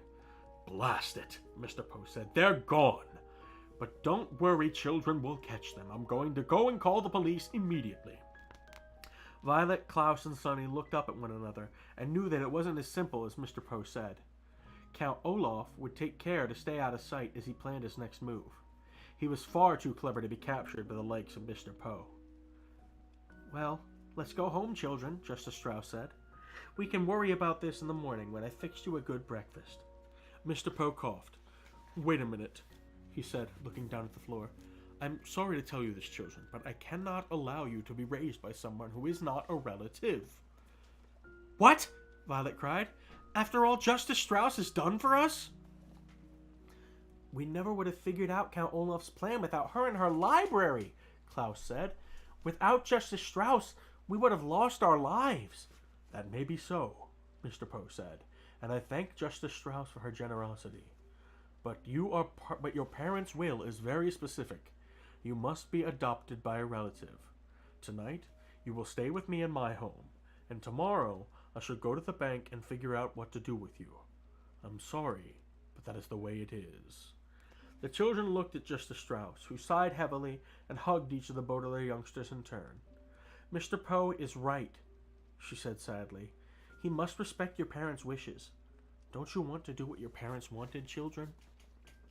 Violet, Klaus, and Sonny pictured their loving parents and wished more than ever that the fire had not occurred. Never, Never had they felt so alone. They wanted very badly to live with a kind and generous woman, but they knew that it simply could not be done. "I guess you're right, Justice Strauss," Violet said finally. "We will miss you very much." "I will miss you too," she said, and her eyes filled with tears once more. Then they gave Justice Strauss one last embrace and followed Mr. Poe and Mrs. Poe to their car. The Baudelaire orphans piled under the back seat and peered out of the back window at Justice Strauss. He was crying and waving to them. Ahead of them were darkened streets where Count Olaf had escaped to, and where Count Olaf had escaped to plan more treachery. Behind them was the kind judge who had taken such an interest in the three children. To Violet, Klaus, and Sunny, it seemed that Mr. Poe and the law had made the incorrect decision to take them away from the possibility of a happy life with Justice Strauss and toward an unknown fate with some unknown relative. They didn't understand it, but like so many unfortunate events in life, just because you don't understand it doesn't mean it isn't so. The Baudelaires bunched up together against the cold night air and kept waving out the back window. The car drove farther and farther away until Justice Strauss was merely a speck in the darkness. And it seemed to the children that they were moving in an aberrant— the word aberrant here means very, very wrong and causing much grief— direction. And that is the end of a series of unfortunate events. The bad beginning. It is over. Let's keep that. Let's not go back to chapter 1. It is finished, ladies and gentlemen. And I hope you all enjoyed that. I had so much fun reading it to you all. I know I promised that by the time I finished the book, I would play my song that I made about this book. So I'm gonna go ahead and do that now, if you all don't mind. I gotta figure out how OBS works. Give me one moment. I don't know how this works. VLC video source? No, media source? I can't remember.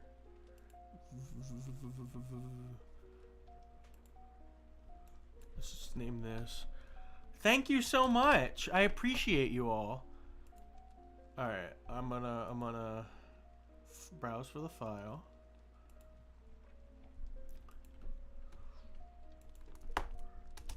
Yeah, I can see it. I'm gonna put the video in the book. I mean, put the video in the stream. Hold on. It didn't come up.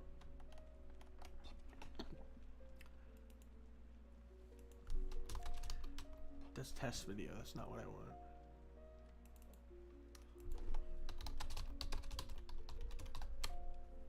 Yeah, I gotta find the video though. I can just play it from YouTube, but if I have to. But I'd rather play the video itself. Here it is. Here it is. Wait, no. It's test video. Where's the rep? Is it on a different thing? Oh wait, here it is. I found it. No wait, no, that's not it again. Dang it. Alright, I'm just gonna play the audio. Yeah, I'll play the audio. If y'all don't mind, you don't need to see the video. I'm muting the piano in just a second. Okay, y'all can still hear me, right?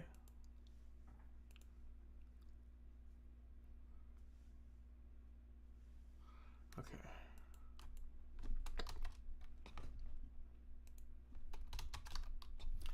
One last ditch effort to find the video real quick.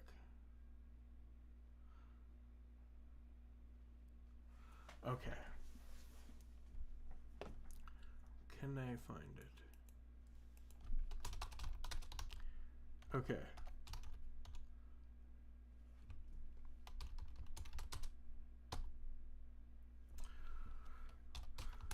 All right.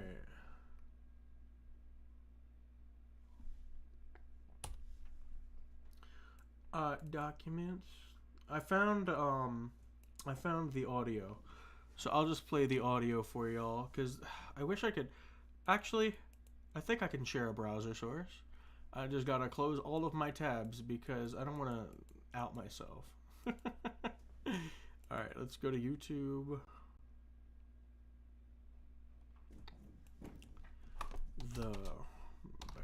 This is on my other channel, by the way.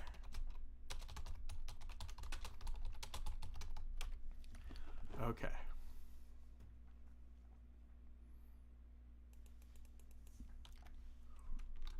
Okay. Because I do want you to see. I used footage from the Netflix show. Here we go. I'm gonna add a browser source. Remove that. Sorry guys, I should have prepared this before I started streaming because next time I will have it ready because I do have one for the second book too. But browser capture. And then Wait. Is this what I can do? Can I put a URL right here?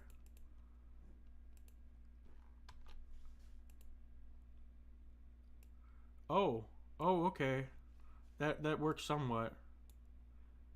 Hey CoverGirls, let's care for our lashes like we care for our skin. Lash Plumping Mascara with Hyaluronic Complex cares while you wear for stronger, longer-looking lashes over time. Lash Plumping Mascara from Easy, Breezy, Beautiful CoverGirl. I love CoverGirl. Oh, jeez. Okay.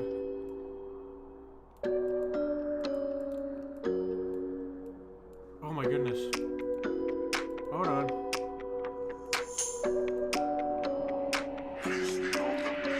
The tale of the Baudelaire orphans is not a tale that should be taken lightly. No, the right thing to do is partake in another tale that isn't quite as frightening. From the start, their parents perish in a blaze that takes out the house. They were at the beach and thus out of reach, but the flames are too much to douse. Now they're out of a home, got no place to go. Okay, sorry. I'm just gonna play the audio for y'all.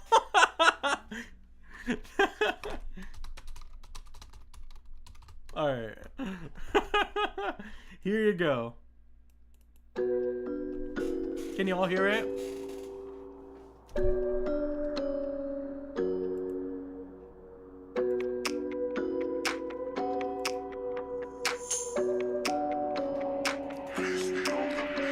The tale of the Baudelaire orphans is not a tale that should be taken lightly. No, the right thing to do is partake in another tale that isn't quite as frightening. From the start, their parents perish in a blaze that takes out the house. They were at the beach and thus out of reach, but the flames are too much to douse. Now they're out of a home, got no place to go except with the man that's so evil. He and his people just want the fortune, won't stop at all to get a chance to steal.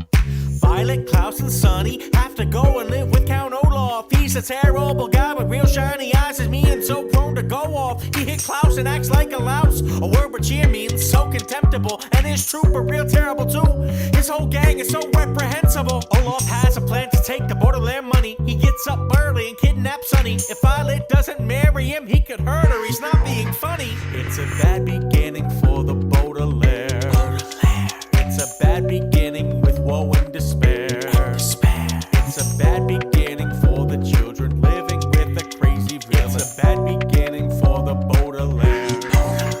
It's the night of the play, which by the way is where Olaf's scheme will go down. If it all goes according to plan, everyone will be leaving the scene with a frown. Mrs. Strauss is there, she's a real judge. Mr. Poe's there, but he don't see much. Olaf thinks that he's so invincible and that legally he can't be touched. What it all comes down to is if Violet signs it and says I do, then you will find it's fine. And she picks up the pen with the left hand, brings it down to the line, and she writes it. It's a bad beginning for the Baudelaire. It's a bad beginning with woe and despair. It's a bad beginning for the children living with a crazy villain. It's a bad beginning for the Baudelaires. Remember when I said that Violet signed with her left hand? Well, it turns out Violet's a righty, so she did not sign in her own hand, which is actually pretty important, considering that it's the law of the land. Then the lights go out. When they come back, they can't find Olaf and his band. The kids want to stay with Justice Strauss. She invites them to live in her house. Oh, what a happy ending, but this is not how the story goes, because Mr. Poe says no, you can't live with